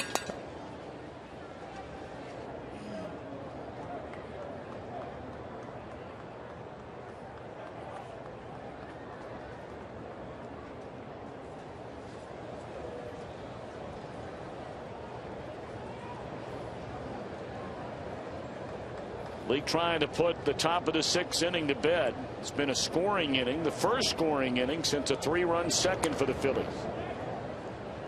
1-1. We're going to make a new rule in this booth. I was going to leave it alone. I wasn't even going to bring it up. Because I'm about to snap. You know, all of a sudden, and having been under the weather the last couple of days, my sense of smell is not what it normally would be. Well, mine is. And mine is apparently better than I thought it was, because obviously there is a very distinct smell when there's some Montgomery in the booth. Barbecue. And we smelled it in the booth. And I looked over at you thinking, well, you're Mr. Montgomery in himself, and I thought that you know, you were going to have a nasty look on your face, and you did. And apparently it was brought into the booth, but it's not for you. No, I ain't real happy about it. 2-2 to count on Schneider.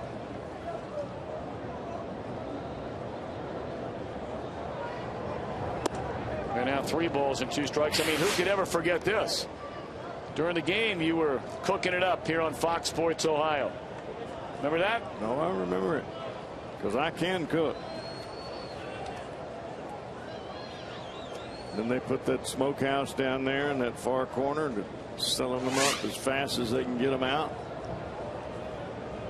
And somebody goes down there and gets some and brings it back and didn't bring me in. Didn't even ask you if you wanted any, did they? Not a word.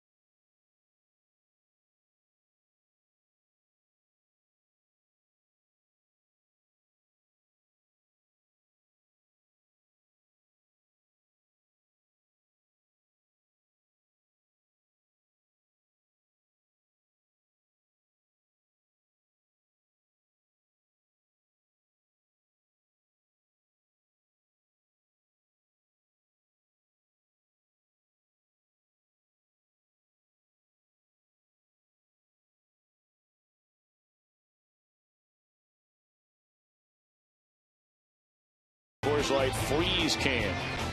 Watch the 2-seam fastballs. Better yet, watch the hitter's hands as the ball comes back to the plate. It starts inside and goes right back over the inside corner. Watch the hands start and stop. That one runs right back to the corner. Hitter sees it at the ball. Now watch the hands here. The hands go straight up because it looks like it's going to hit you. That's Joey Votto. And the ball turns and goes right back over the plate. That is the strikeout pitch for Vance Worley that he has had going from, well, from the first pitch of the game. That was the Coors Light freeze can, brought to you by Frost Brewed Coors Light. And we remind you, come for the Red State for more fun. Enter to win a Cincinnati USA getaway package. Visit CincinnatiUSA.com/Fox Sports and check out Where Is Jim Day. I want to thank Jim Day for pinch hitting for me the last couple of days, and well, he did just an outstanding job. Not that he needs to hear that from me or from anybody else, but he did. So Jim Day, thank you very much. He did do a good job. He was fun to work with.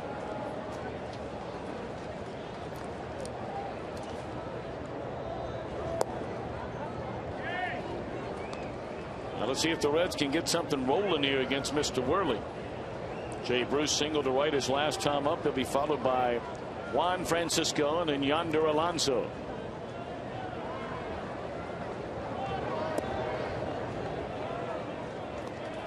And the way that Worley has pitched throughout the day has been virtually the same. Starting the left-handers away with fastballs and then that breaking ball there. It's 2-0. He'll go back outside again. He misses down low. Now, if those first 2 pitches had been strikes, Well, we know what it would have come for the third pitch. It would have been the pitch underneath the hands that we showed you on the Coors Light Blast.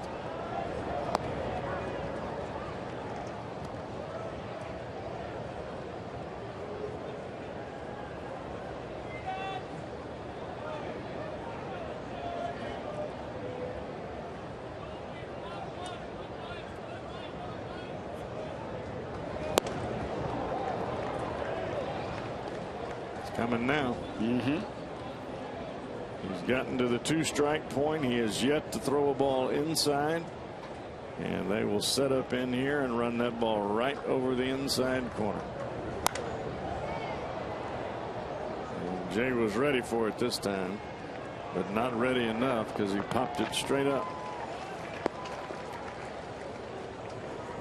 I invite you to cheer on the Reds Saturday, September the 17th there at Great American Ballpark. They'll be taking on the Milwaukee Brewers. The first 40,000 fans through the gates receive an exclusive 2011 team photo thanks to Orville Redenbacher.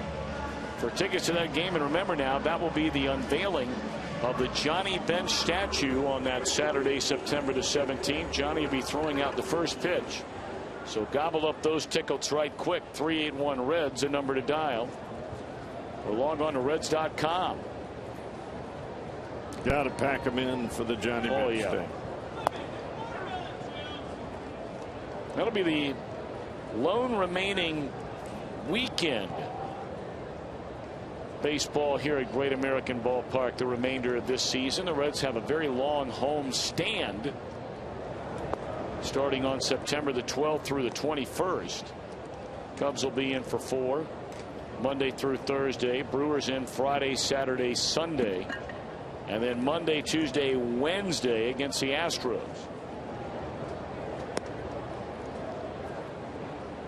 Francisco has walked and struck out. The confidence from Worley comes from knowing that he has a strikeout pitch that he can use when he has to have it. We saw it with the pitch earlier. We saw it with Bruce on the pop-up, and we're going to see it right here, right now. He's gotten the 2 strikes on the high fastball. You're going to see Brian Snyder set up right up underneath the hands of Juan Francisco. Oh. He'll do it this time. Changed him up a little bit.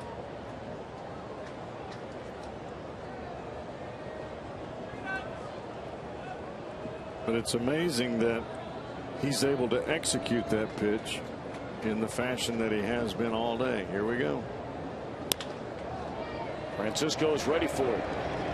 Gets the head of the bat on it, but right on the ground at Howard, and they're 2 away.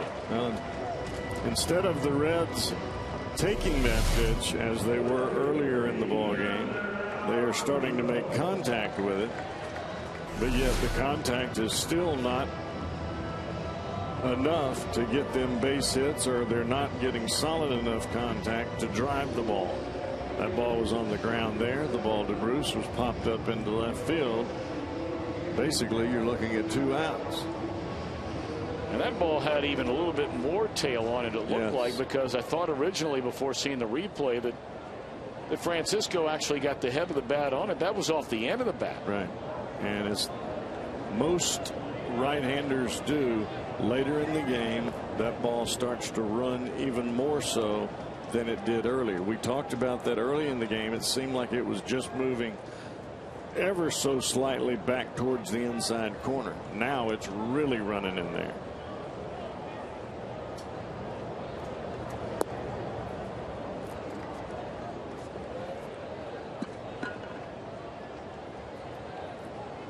Yonder is singled into center field, and he's one of the 6 strikeouts, all of them called, rung up today by Vance Worley. 2-1 to Yonder Alonso. We're in the bottom of the 6th inning. 4 runs, 7 hits for Philadelphia. 1 run, 5 hits for the Reds. Reds had a scoreless inning streak, snapped at 21 when they scored their lone run back in the 3rd inning. They have scored 3 runs in this, the 4th game of this series.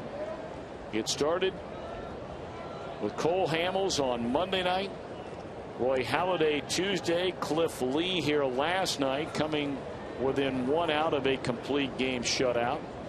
And now today, rookie Vance Worley with a 9-1 record and an ERA barely over 2.5. Well, he's gone to 3-2 again, and we've seen it every time now. 3-2. We saw it to Bruce. We saw it to Francisco. Will we see it here? Nope, it's going away. Got yonder to chase. 7 strikeouts, the first one of the swinging variety for Mr. Worley.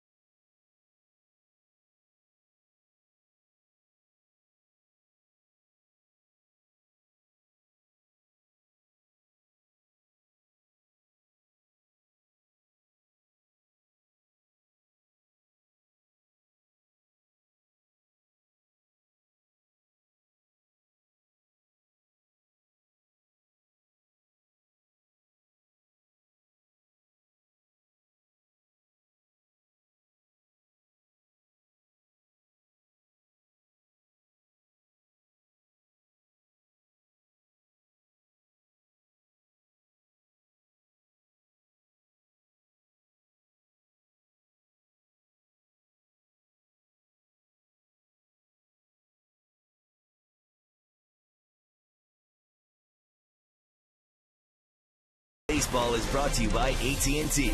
Cincinnati Children's ranks 3rd in the nation on U.S. News and World Report's honor roll for Best Children's Hospitals 2011. By your Cincinnati Northern Kentucky Honda dealers. Visit mycincinnatihondadealer.com for current offers. And by Wendy's. You know when it's real.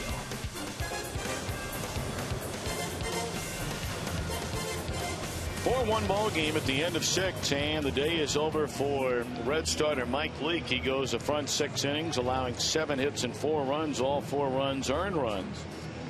He struck out 3, walked a batter, and now he'll give way. Just called up from the minor leagues today, right-hander Jared Burton, and he will be making his 2011 debut here today. He has battled so many different problems, whether it's arm injuries or whatever it may be, and it has really kept him from being on the mound. And a couple of years ago, when he burst onto the scene with the Reds, boy, he came on in a hurry. They were talking about closer in his future, but if you can't stay healthy, you can't close. You know, Cowboy, that was a year that you and I had a chance to come at the same time. So fortunate to be hired by the Reds organization before that 2007 year. Of course, Burton was a Rule 5 pick from the Oakland Athletics during that winter. And so we watched him in spring training. He was very, very wild, but unless the Reds wanted to send him back to the Oakland organization, they had to keep him on the major league roster. His major league debut was painful. First week of the season against the Cubs, he walked the bases loaded. They took him out of the game.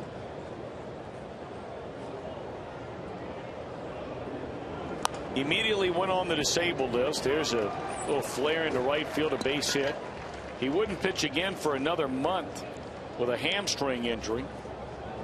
Pitched in 10 more games and went on the DL again with a back injury. Well, the Reds were playing in New York just after the All-Star break. Pete Mackanin had taken over that year by that time for Jerry Narron.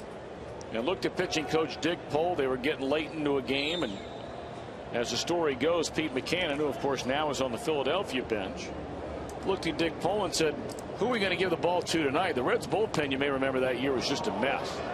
What a beautiful bunt put down by Worley, and that's out number 1. That ball almost hit Worley in the face. But Dick Pohl looked and said, well, why not give the kid a chance? I mean, the Reds were well out of the race by that point in 07, so they brought in Jared Burton. Well, from that moment on, over the final 36 outings for Jared Burton, his ERA was 1.8. He was one of the best setup pitchers in the entire league. Yes. Over the final 2 months of the year. So you had such high hopes for him, and next year he came back, pitched in 54 games, had an ERA right at 3. Threw very well. Threw very, very well. But ever since that 08 season, as you mentioned, it has been steadily one thing after another, whether it's ineffectiveness or injuries.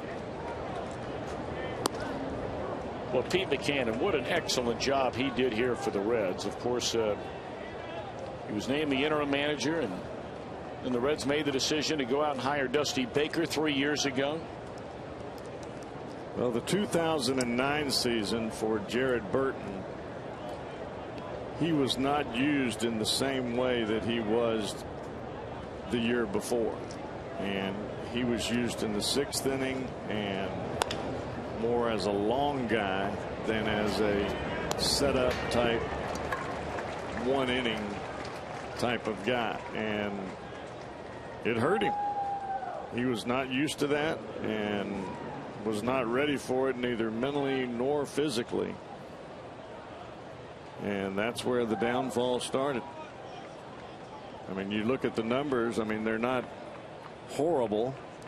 I mean, he was 1-0 with a 4.40, same amount of games as he had in 08, but in 08 he was 5-1, and I mean, he was the talk of the town. The thing about Jared Burton is he can cut the ball both into a lefty away from a righty and into a righty or away from a lefty at the same velocity that he would throw his regular fastball. Very few guys can do that. So all in all, I know you like his chances of at least putting himself back in the conversation of being a big part of this ball club down in the bullpen for years to come if he can stay healthy. Well, the thing for Jared Burton is if the Reds are going to keep him, they have to use him. They can't put him in the bullpen and say, okay, we're going to use you as a long guy or in the 6th inning. Because if that's the case, then they need to move him to a place where he can be able to do that, because he can do that job.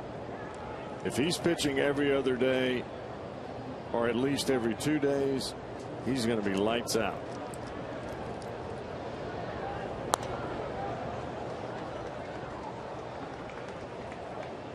He's not afraid to throw the ball over the plate. He does have tendencies or bouts with wildness, but he always seems to be able to make the big pitch when he has to, and that's the sign of a good pitcher.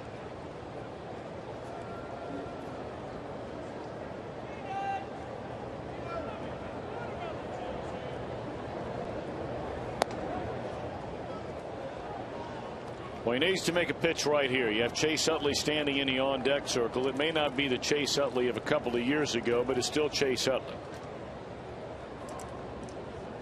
He's 3-2 on Michael Martinez with a runner at third and 2 outs.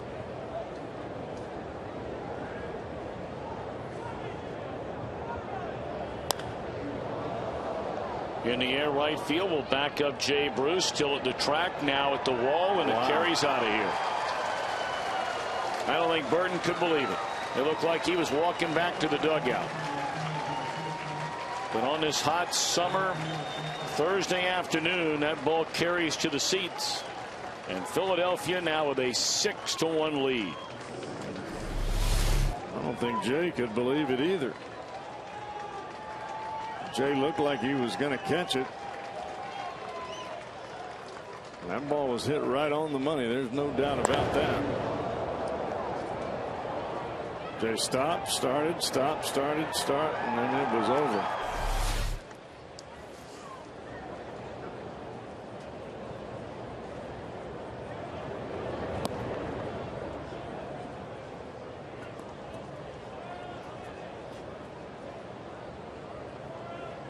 That's a big home run. Oh.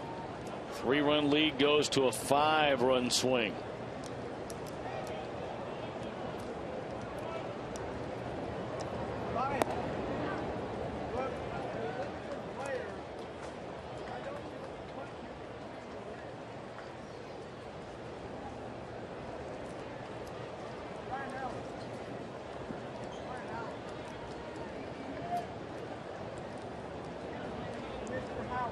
It's been the home run ball here the last couple of innings that have hurt the Reds. A solo blast by Howard to take it from a 2-run lead to a 3-run lead in the 6th inning. And now the 3-2 pitch, a 2-run home run with 2 outs by Michael Martinez, who's only now hit 3 home runs all year. It's been that way each and every game. This club, if you look at what their batting average is against the Reds pitching, it's not that great. But they have hit some long balls.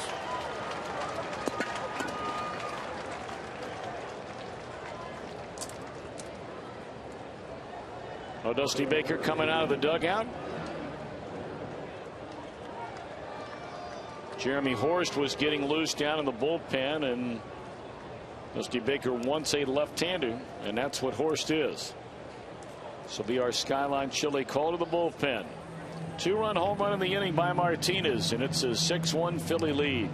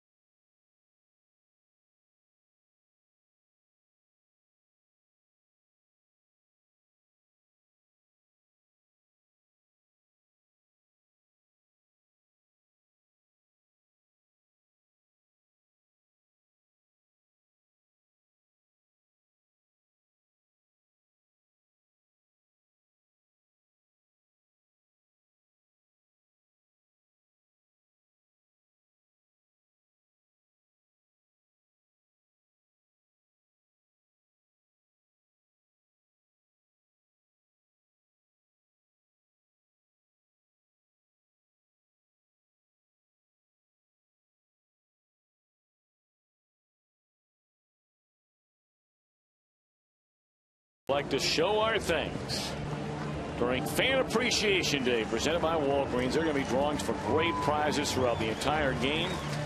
For tickets to see the Reds and the Brewers, call 513-381-REDS or visit Reds.com. That'll be a Sunday, September the 18th.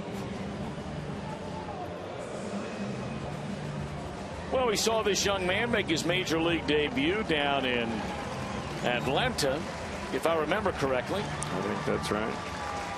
Left-hander Jeremy Horst comes on from the bullpen. He was brought back up today. This will be his 7th game. No records. And a 3.00 earned run average.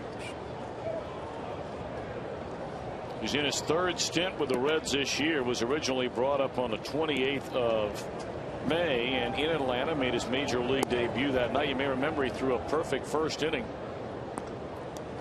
And in his first career plate appearance, he had an RBI single.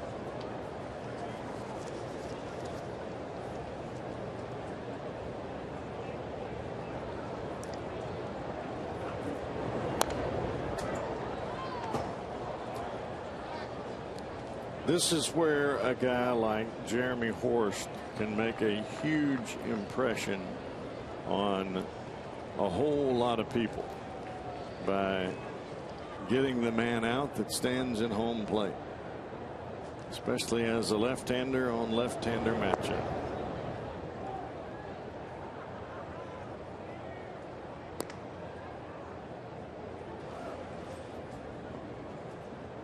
The one thing that you don't want to do is walking.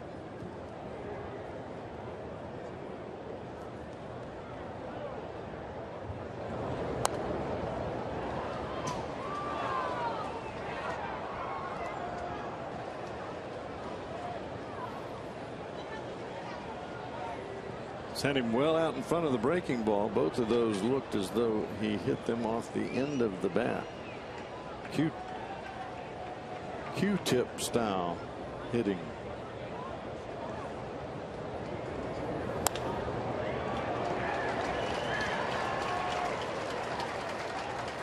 It's another base hit. Howard second in 4 at bats today, and that's 4 hits here in the inning. I don't know how he does it, Tom.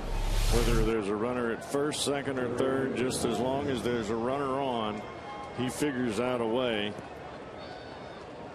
to put the ball in play in a spot where nobody can catch it. That's a pretty good pitch there. Slider down and away, and he still whacks it out there for a base hit. So now the inning continues against Horst. It's Hunter Pence, a right-handed batter, 1 of 3 in the game, doubled and scored the first run back in the second inning, and a strike 1 to Hunter Pence. It's 11 hits in the game now for Philadelphia, and we're only in the 7th inning.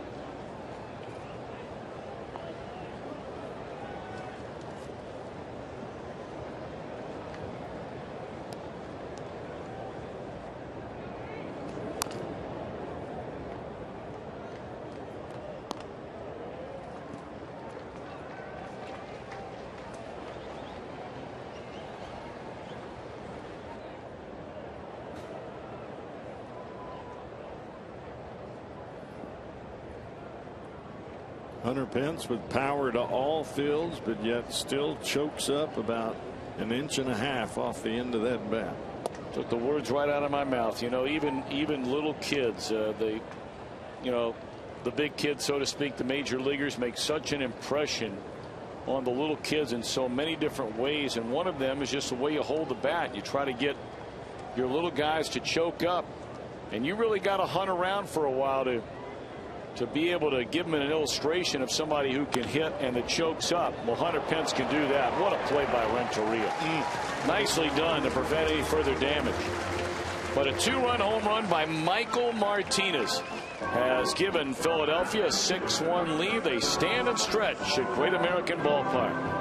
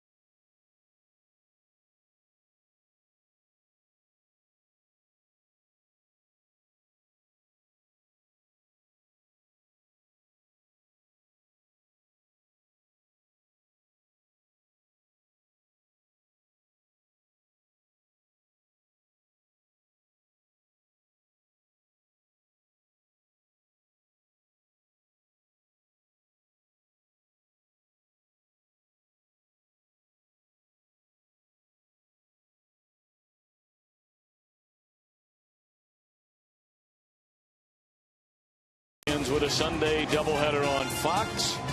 Check local listings for the game in your area that will be coming your way. Coverage begins with the Built Ford Tough NFL pregame show. Noon Eastern, 9 a.m. Pacific, only on Fox.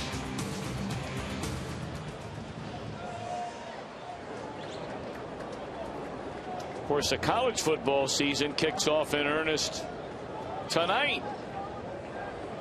A number of games across the country, and of local note, Kentucky will start its season tonight.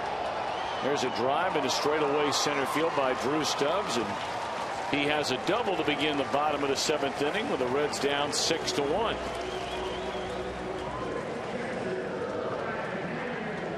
Of course, Jeff Pecora will be making his way down to Nashville, Tennessee. Jeff, not only part of our pregame and postgame coverage here on Fox Sports Ohio of Reds baseball, but he also is one of the radio voices of the University of Kentucky Wildcats, where, of course, he played college football in the Southeastern Conference. So as soon as this one's done, he's on his way to Nashville. They're playing Western Kentucky. And apparently Western Kentucky felt like they could sell a pile of tickets, far more than their stadium holds on campus. So they're playing a home game tonight, where the Tennessee Titans play their games in Nashville, Tennessee, against the Wildcats. That's pretty cool. Yeah. University of Cincinnati will kick it off Saturday under Butch Jones against Austin Peay. The game will be right here on Fox Sports Ohio. And of course, that's coming your way at 7 o'clock on Saturday night. The Ohio State Buckeyes will begin their season at noon Saturday. Luke Fickell, the new head coach, and we wish all the area teams the best of luck going into this 2011 year. You know it's football when Labor Day comes around. You got that right. Base hit into left field by Ryan Hannigan.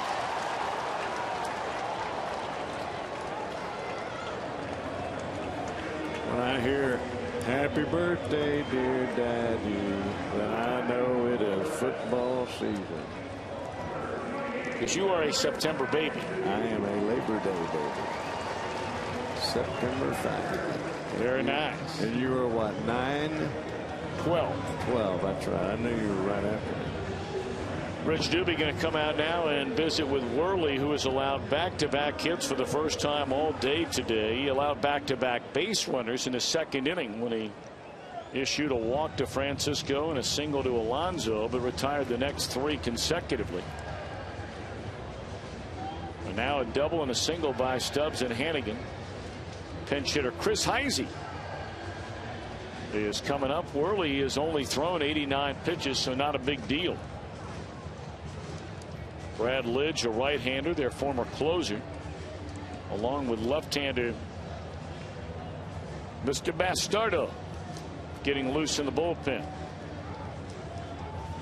And when you have an ERA that starts in the 1s, you refer to him as Mr. Bastardo.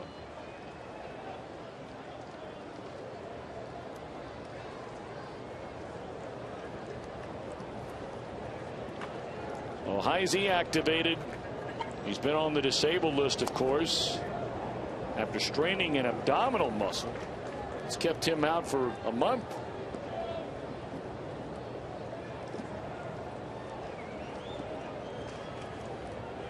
Well, he has really done a phenomenal job pinch hitting. I don't know how the oblique will react here coming back, but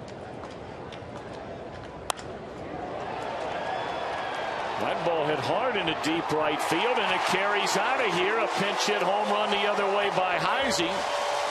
And all of a sudden, the Reds are back in the game. It's 6-4. Well, I guess the oblique reacted pretty well.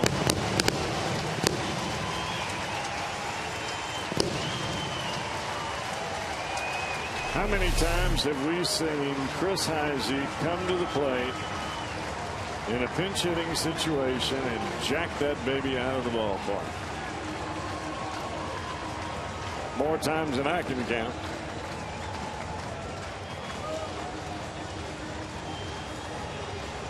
Just enough on it. That's all for Vance Worley.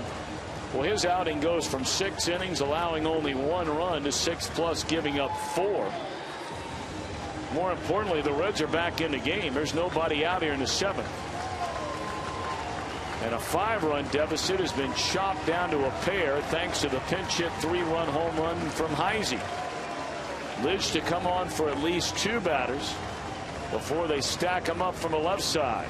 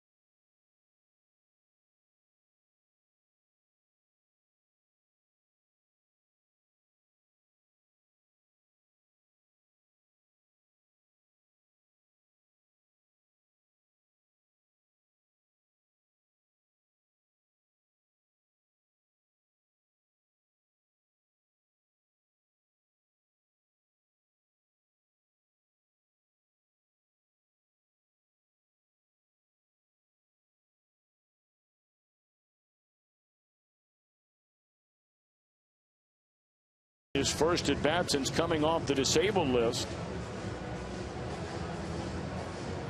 And it's a 6-4 game and a top of the order coming up against a one-time closer for both Houston and these Phillies.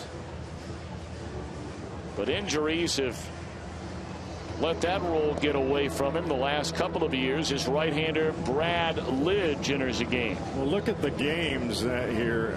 There are only 13 ball games throughout this season.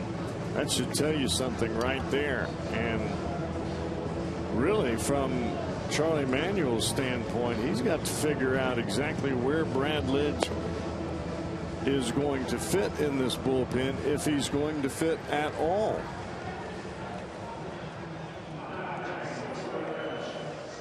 I mean, this club, the Philadelphia Phillies, at this point are in a position where there can be no weak links.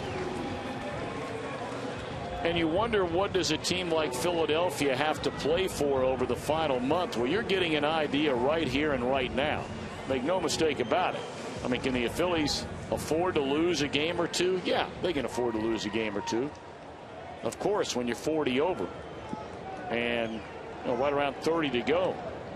But these are the kinds of questions that Charlie Manuel has to have answered. Can I bring Brad Lidge into a game in the 7th inning against a good team? And you're going to obviously be facing good teams when you get to October, and count on him to get the job done, because basically he's in to face 2 batters here, and that's it.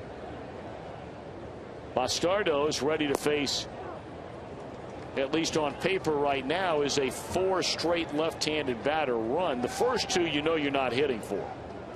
They're not going to hit for Votto, and they're not going to hit for Bruce. We'll see about Francisco and Alonso should we get that far. Clearly a lot of off-speed stuff here to Brandon Phillips to begin this at bat. Well, the reports that I've gotten about Lidge, very few fastballs, if any. And when he has thrown fastballs, they have been out of the strike zone. He has become nothing more than just a breaking ball pitcher. Well, you got stuff like that, you can become a breaking ball pitcher. That's all he throws there.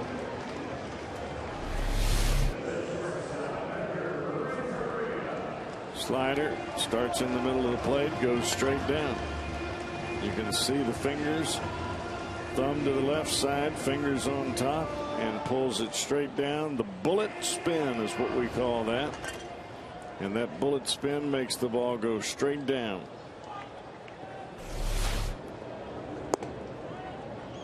And there's a fastball at 89, and it's out of the strike zone. Ball one to Renteria. Tell you the one thing about Lidge, he has had the highest of highs. He's certainly at times hit the lowest of lows, but never been an alibi guy when he's hit the bottom. Stand-up kid, grew up in Colorado, played collegiately at Notre Dame.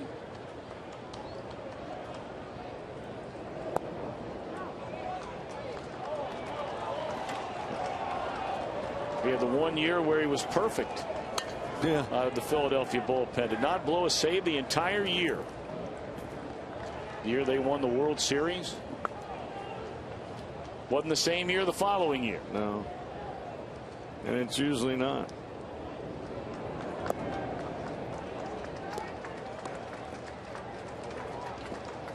And see, this is where he has the trouble with the fastball.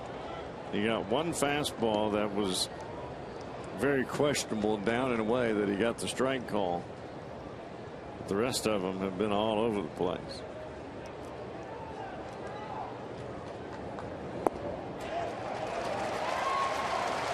Well, are we going to see the lefty come in? Yep. Charlie Mango's already made the decision, so a strikeout and a walk. Will have another pitching change. Bastardo will come on to face Joey Votto. We're back in a moment.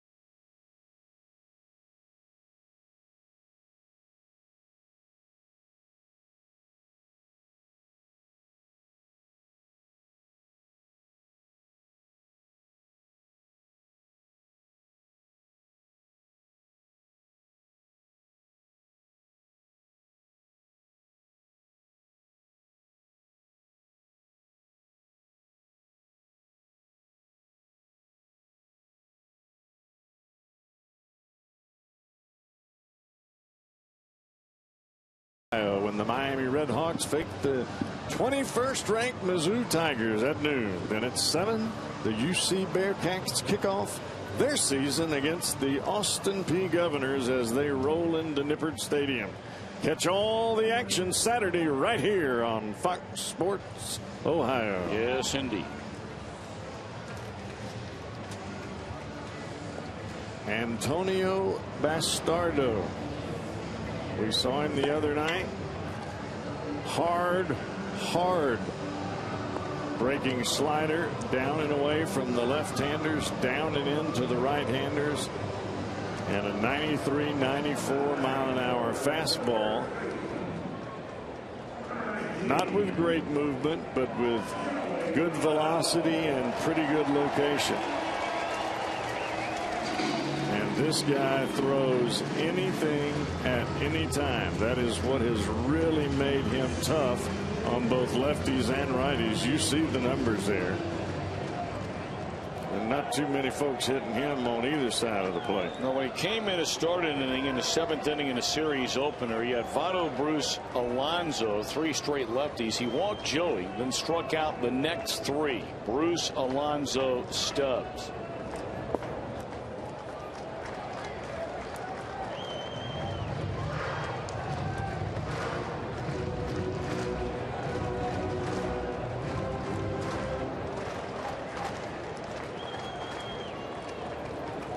Joey 0 for 2 today. Had a sac fly RBI back in the 3rd inning. Renteria at first. Heisey hit a pinch hit 3-run home run in this inning to make it a 2-run game. 2-0. And really, if you're Joey right here, you've got to forget about the inside corner. You look for the ball that's middle away and that's elevated. That way you can handle the fastball and the breaking ball.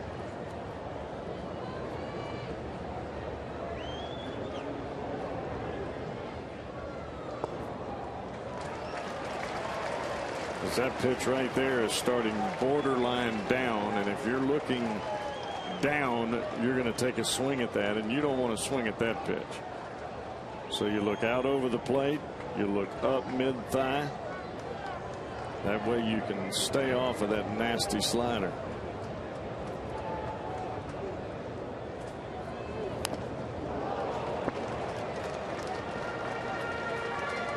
He was looking for something 3-0 to tie it with one big swing of the bat. And he got it too. He got the 3-1 fastball middle in, and he spun on it.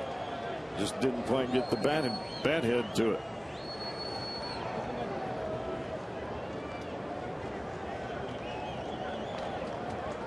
Now you got to lock back in.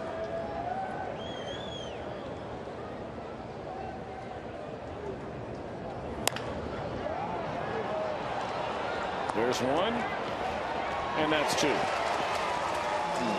Well, Bastardo does his job. A 3-run home run by Heisey. We go to the 8th, a 2-run game.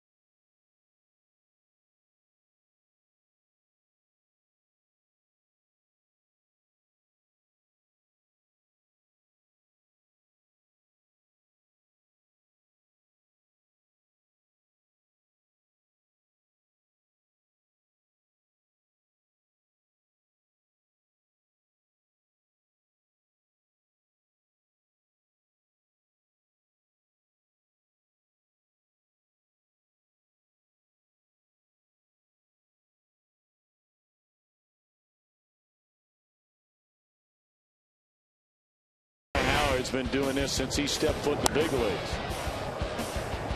Man, what a run this guy's had. 6 years in a row, an all-time Phillies franchise record of knocking in 100 or more runs. And he's not even the first name that comes up when you think about National League first baseman. I'm not so sure with Adrian Gonzalez out of the league that his name didn't come up until maybe 3rd or 4th on the list. I agree. The thing about Ryan Howard is his power numbers are always going to be exceptional. Batting average wise, that's where he has, that's his detriment, because his batting average is always going to be around 250 or 260. But he is the preeminent slugger at first base.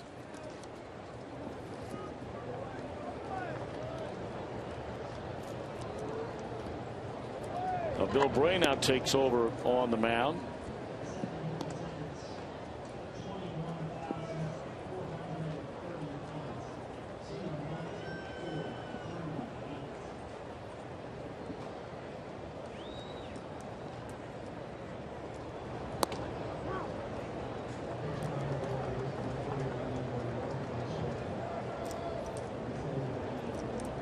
Nearly 22,000 at the ballpark today, and all things considered, the way the first 3 games of this series had gone, and taking into account how hot, and it is truly hot. I mean, we have been blessed with just extraordinary weather for the last 3 weeks.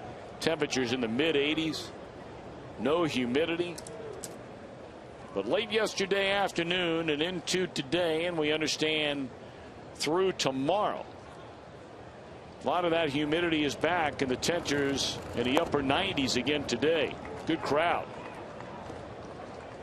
So, you know, we had a brutal April and a brutal May weather-wise with all the rain we had. In fact, record-breaking rain in the city of Cincinnati. The rainiest April in the history of the city ever recorded. And that carried well into May. But boy, ever since school got out, June, July, and August, the Reds crowds have been just outstanding. And for the season, averaging almost 29,000 per game. Could it be better? Of course it could be better. And you're hoping it'll be better next year. Winning a few more games would help that cause. I think fans are starting to identify with some of the players that are on the field. And that's always a good sign.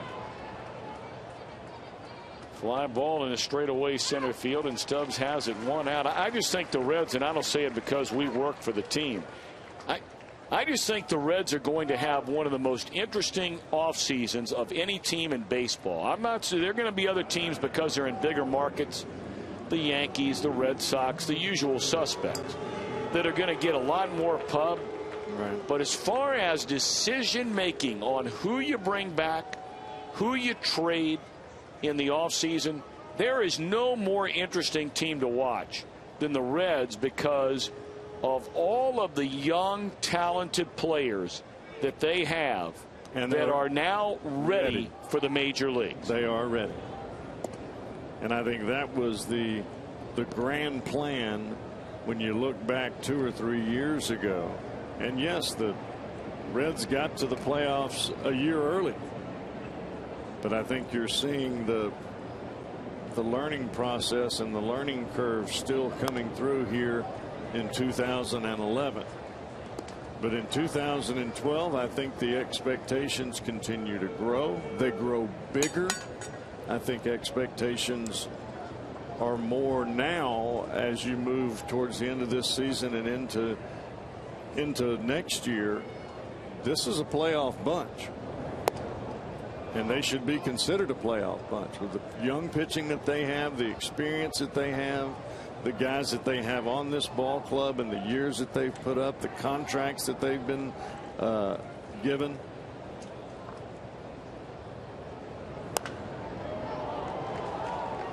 Carlos Ruiz with a fly ball into left field. Alonso's had a nice day out there today. Yes, he has. Made a couple of nice plays. And there are 2 away for Bray here in the 8th inning. I just look at a Cowboy as, you know. But let's face it. I mean, some of those young guys the Reds have been counting on this year have done very, very well. Some of the young guys they've counted on this year have taken a step back. And a scout and the baseball front office, starting with a general manager, those around him, input from the field manager, coaches, scouts that see your minor league teams, managers and coaches on your minor league teams, they're paid to now try and project. Well, you had a guy who's spent a couple of years in the big leagues as an everyday player. But has he hit that ceiling? We thought the ceiling might be a little bit higher. Right. But, you know, have we changed our mind? And do we believe there's a younger guy now who could take that player's position, and we believe his ceiling is considerably higher? So we're going to make that change. There's a liner into left, and again a good jump by Alonso. We'll get back to that when we come back. Reds will bat in the bottom of the 8th, trailing by a pair.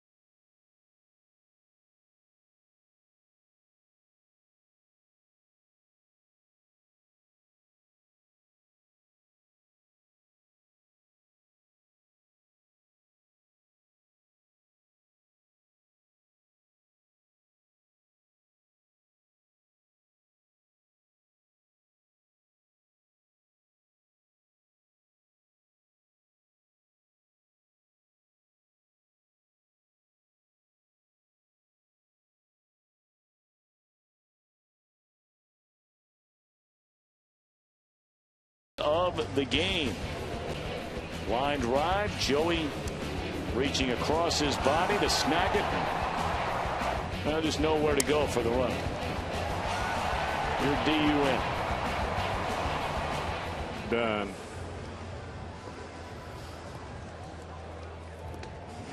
Louise will stay in the game to catch. Bastardo is still on the mound, knowing that the Reds have potentially, anyway, 3 straight left-handed batters coming up. And Bruce, Francisco, and Alonso with Philadelphia leading 6-4 in the final game of this 4-game series.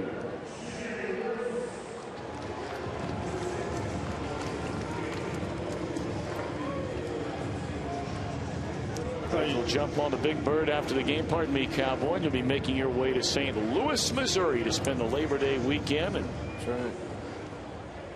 Birthday weekend.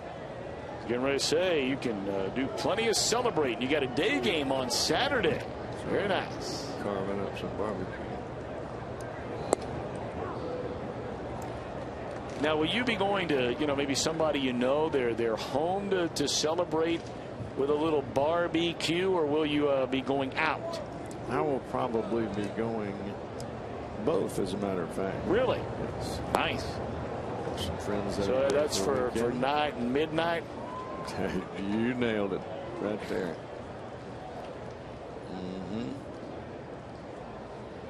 And for those that primarily tune into the television and aren't familiar with your theory when it comes to barbecue. Well, it's just eating in general. All right, or eating in general, is that if you're going to go ahead and make some, you may as well have some for dinner. So that would be your dinner at night. Right. And then you get some more for midnight. That's what they make aluminum foil for.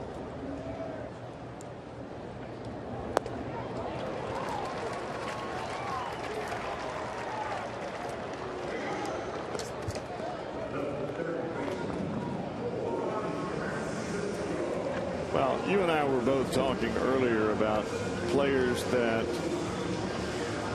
have lived up to expectation and players that have not lived up to expectation. And then we've also got players that are coming to the big leagues for the first time or getting their feet wet maybe for the second time, but they've only been here for just a little bit.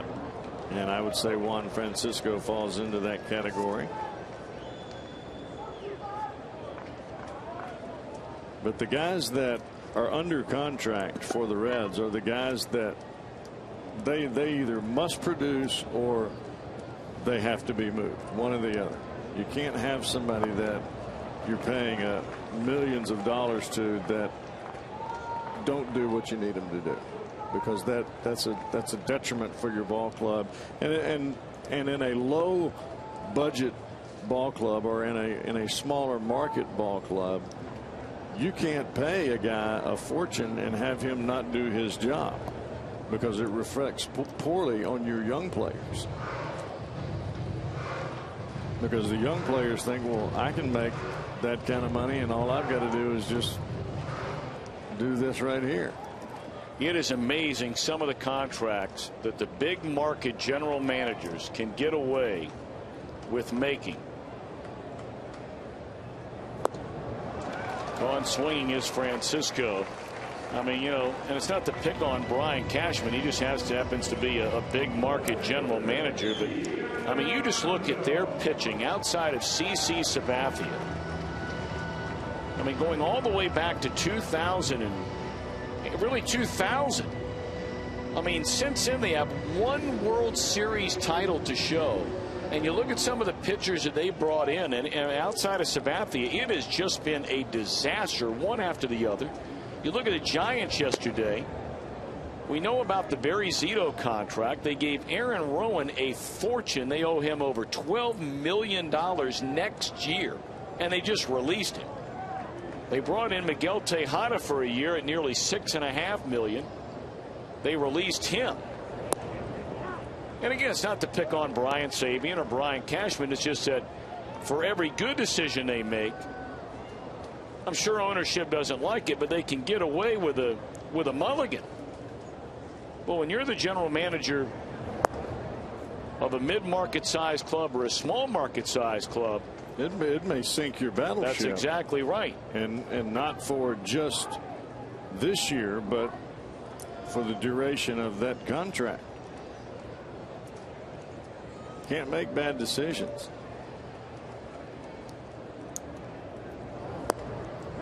And no manager or general manager is going to be perfect. GM in this case in their decisions. Nobody has a perfect record. No, and it can't. They won't be. It's very difficult to judge a person's heart. It's not too hard to judge Bastardo. He's nasty. Boy, is he tough.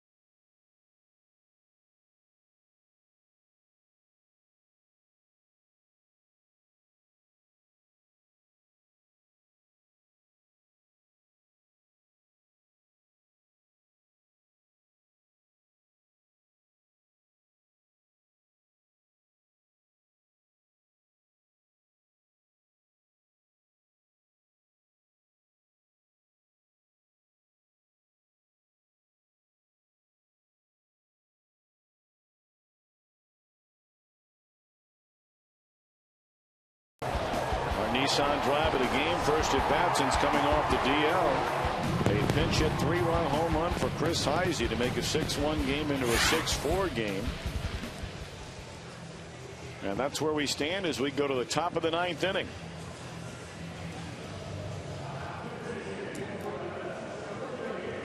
It's been a very quiet 3 days for Francisco Cordero, so he's coming on here in the 9th to get some work in. This was the one disagreement that I used to have with Davey Johnson when I played here with the Reds. Davey always believed that there would be a point in time where he may have to use you for 5, even 6 days in a row.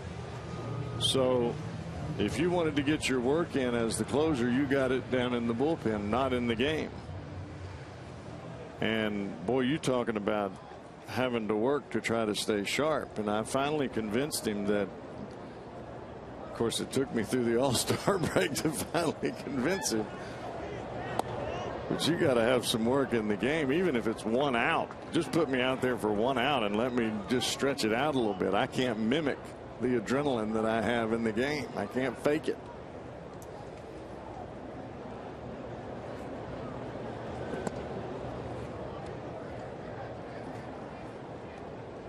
There's just something about having a hitter standing there, and you got to get him out.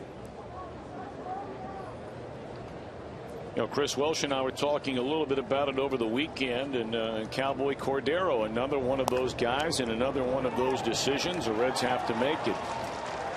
Ross Globe, the pinch hitter, loops on into left field. Globe batting for Bastardo. What a job he did. A perfect inning in 2/3 with 3 strikeouts. The Reds hold an option on Cordero, and if they picked it up, it'd be for a pile of money, probably more than they want to pay him. Some have speculated that maybe the Reds turn around and say, hey, look, we can't pay you that, but what do you think about sticking around? And Cordero was asked about it and said how much he loves playing here in Cincinnati, has really enjoyed it, even though he, to quote him, has spent more time as a Ranger he considers Cincinnati to be his home as far as when all is said and done as a major leaguer. This is a spot where he has felt the most at home. Right.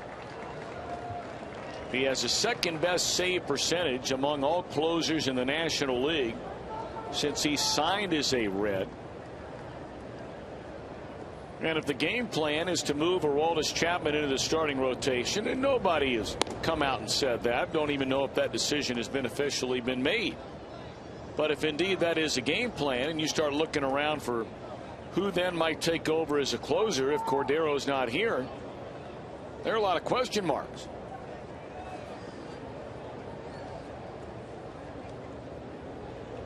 Again, another one of the things that will make the Reds a very dynamic and interesting team to watch once the season comes to an end.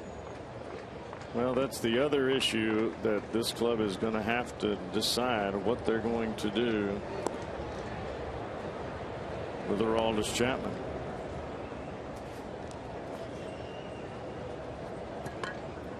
As he could, even if he cruised through the first 3 innings of the game, if he had 1 inning where he had a couple of walks, couple of hits, couple of more walks, that pitch count goes to the moon. Cowboy, don't you think it would be safe to say that if the Reds indeed do move Aroldis Chapman to the rotation, based on what you just said, and I think everybody would be in 100% agreement as a runner goes, and there's a bouncer, fair ball. And Votto got the out at first. Victorino didn't like the call by the first base umpire, and has a few things to say down there to DJ Rayburn. 1 out in the inning, and on his second goes John Mayberry Jr. running for Ross Globe. But don't you think that the Reds would certainly have to position it before the season ever started that, hey, look, it's the first time in basically his entire life, and that's not an exaggeration, because as a pitcher for the Cuban national team, he was pitching about once every 7 days. He wasn't pitching once every 5 days. But if you want to say once every 7 is part of a rotation, okay, but that's 4 years ago. Right. So, you know, everybody's going to have to bear with us a little bit here as far as now this new venture is concerned, and giving him a chance to firmly get his feet on the ground as an once every 5 days major league starting pitcher. Well, I think that if you take that point of view, then this club is not going to be ready to challenge for 2012. If you have to have a player that you're going to have to limp with along, then that's not challenging for the championship. Well, you know what, then maybe I phrased it wrong. I didn't mean to say that they're going to make excuses for the guy ahead of time, but there is going to be a growth issue, as it would be for any starting pitcher, even if he was coming up from the minor leagues in his first year as a starting pitcher in the major leagues. If they decided to start him, because he has even more of an issue because of the fact that he has not thrown but 1 to 2 innings over the last 2 years.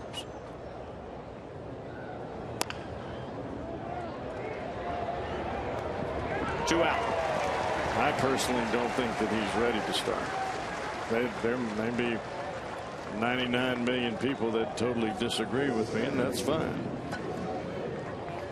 But I think if you're going to start in this league, you got to have 3 pitches that you can throw over the plate for a strike, or you got to have at least, if you don't have those 3, then the other 2 you got to have great command of. And I don't know that he has great command of any pitch. It's much easier to pitch your way out of 1 inning if you walk 1 or 2 batters and then you strike out 3 than to try to pitch your way out of the 1st, the 2nd, the 3rd, the 4th, the 5th, the 6th, and then the 7th. He'd have a 500 pitch count by the time he got there. Now Utley with a runner at third and 2 out. All right, then, since you and I won't be working together on TV anymore this year, I'm going to ask you this very quickly. We are working on. Oh, we are? Okay. St. Louis. But go ahead. But let me ask you this. If that is the case, then you would keep him in the bullpen. Right. Are you prepared then to have him on a team that believes it has a chance to win a Central Division championship as your closer, a first-time closer, as Renteria boots a ball and the runner's still called out? Yes. All right. Reds come to bat, bottom of the ninth, trailing by 2.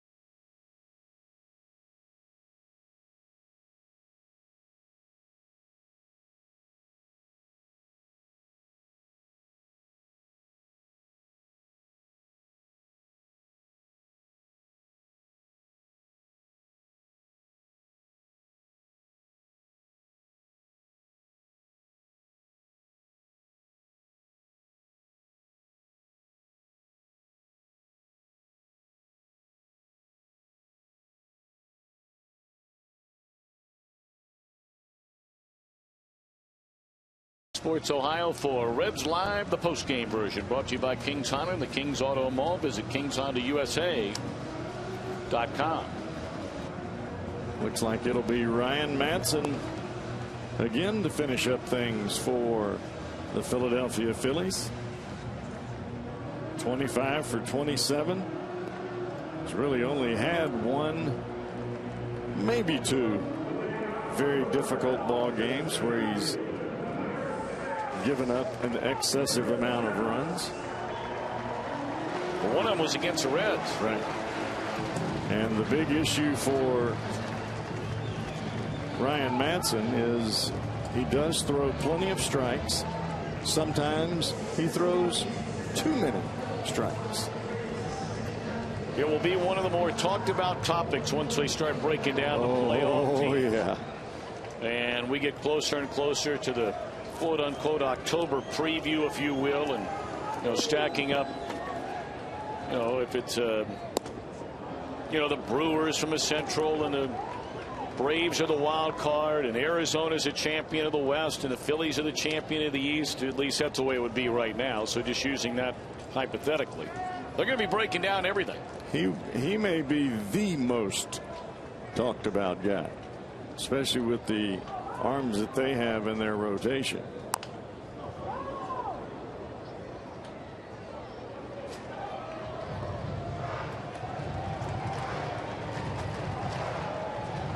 Because really this Philadelphia rotation changes so much of the specialization that's going on in baseball today. A lot of times you're talking about the 7th inning guy, the 8th inning guy, then getting to your closer, being a total of 3 after your starter. They don't need those guys. Yeah, I mean they got a setup guy and they got a closer.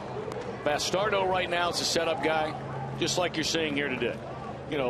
On a normal outing, and you're talking about Worley, the youngster who's had a dynamite year and a chance to go 10-1.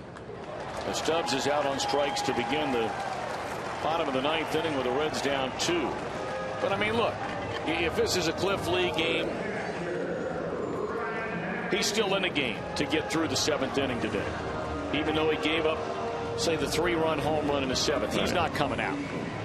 And neither is Halliday. No. And so you'll get to Bastardo in the 8th, and then it'll be Ryan Matson's game in the 9th. And that's about how they play it normally, at least from what I've seen from the ball games that Charlie Manuel has had here lately.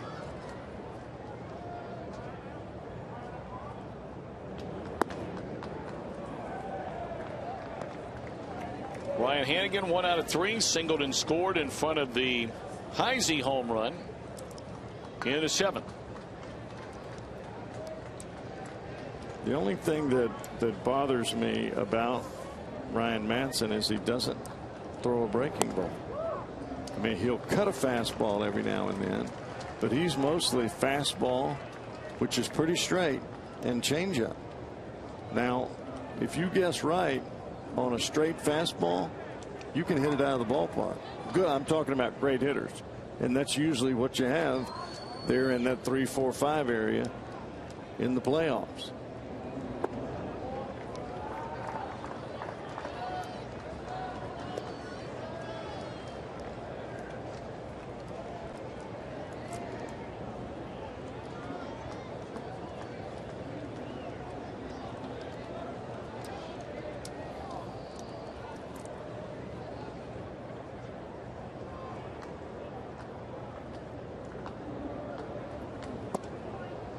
Hannigan trying to get aboard, count of 3-1 and bring the tying run to the plate. Ramon Hernandez is standing in the on deck circle and would bat for Cordero.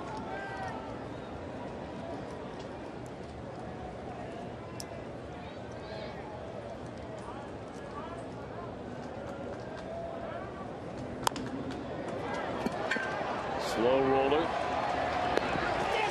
And Martinez throws out Hannigan, and the Reds are down to their final out. Well, Martinez has got a heck of an arm over there at third base, doesn't he? Didn't get much playing time, but he can sling it.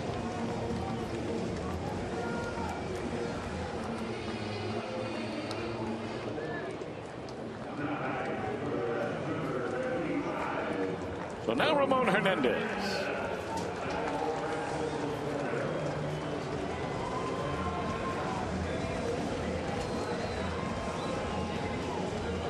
Cordero works 1 inning, allows a leadoff hit, and then retires the next 3 in a row.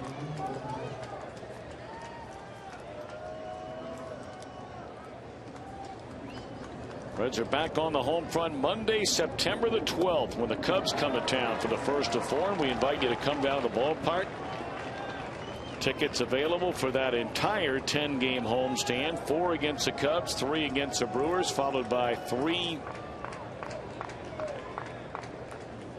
against the Houston Astros.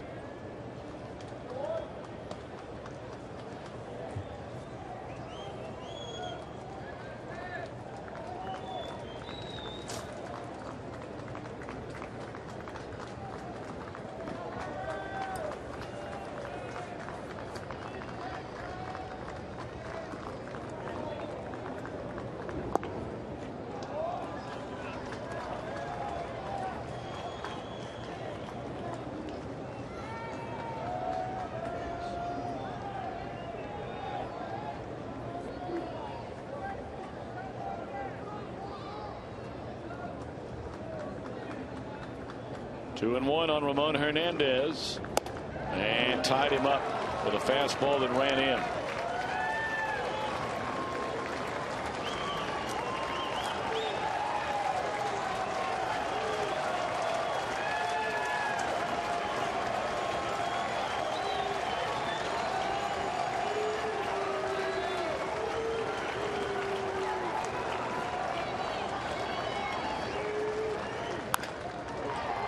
And this ought to do it. The Phillies come to town and sweep the Reds 4 in a row. Final count today of 6-4. Worley goes to 10-1. Matson gets his 26th save, and Mike Leake, the loser, slips to 11-9. Well, Cowboy, want to wish you a very early happy birthday, pal, since I won't see you over the weekend. Have a great Labor Day weekend in St. Louis. Thank you, buddy. I'm glad you're feeling better. I wish could have got you a W today, but sometimes things you just got to wait on. That's exactly right. Want to wish everybody else a great Labor Day weekend. Please be careful out there. And no doubt. And we remind you all the time and remind ourselves all the time. Don't think about getting behind the wheel if you've had a couple of drinks. Not only for your own safety, but the safety of someone that you may never meet. Please be careful over the weekend. Enjoy yourself. Time now for Reds Live, the post-game version. And let's check in to get a preview with Jim Day. Tom, thank you very much. Coming up, we'll put a capper on Charlie Manuel and the Phillies' 4-game sweep of Cincinnati. The highlights coming up, and we'll see what Dusty Baker has to say after this one. Today is September 1st. The call-ups happen. Who got called up? We'll update you on that and more. It's Reds Live presented by King Soda. It's right around the corner. On the home of the Reds, Fox Sports Ohio. Philadelphia Phillies now 41 games over 500. Back after this.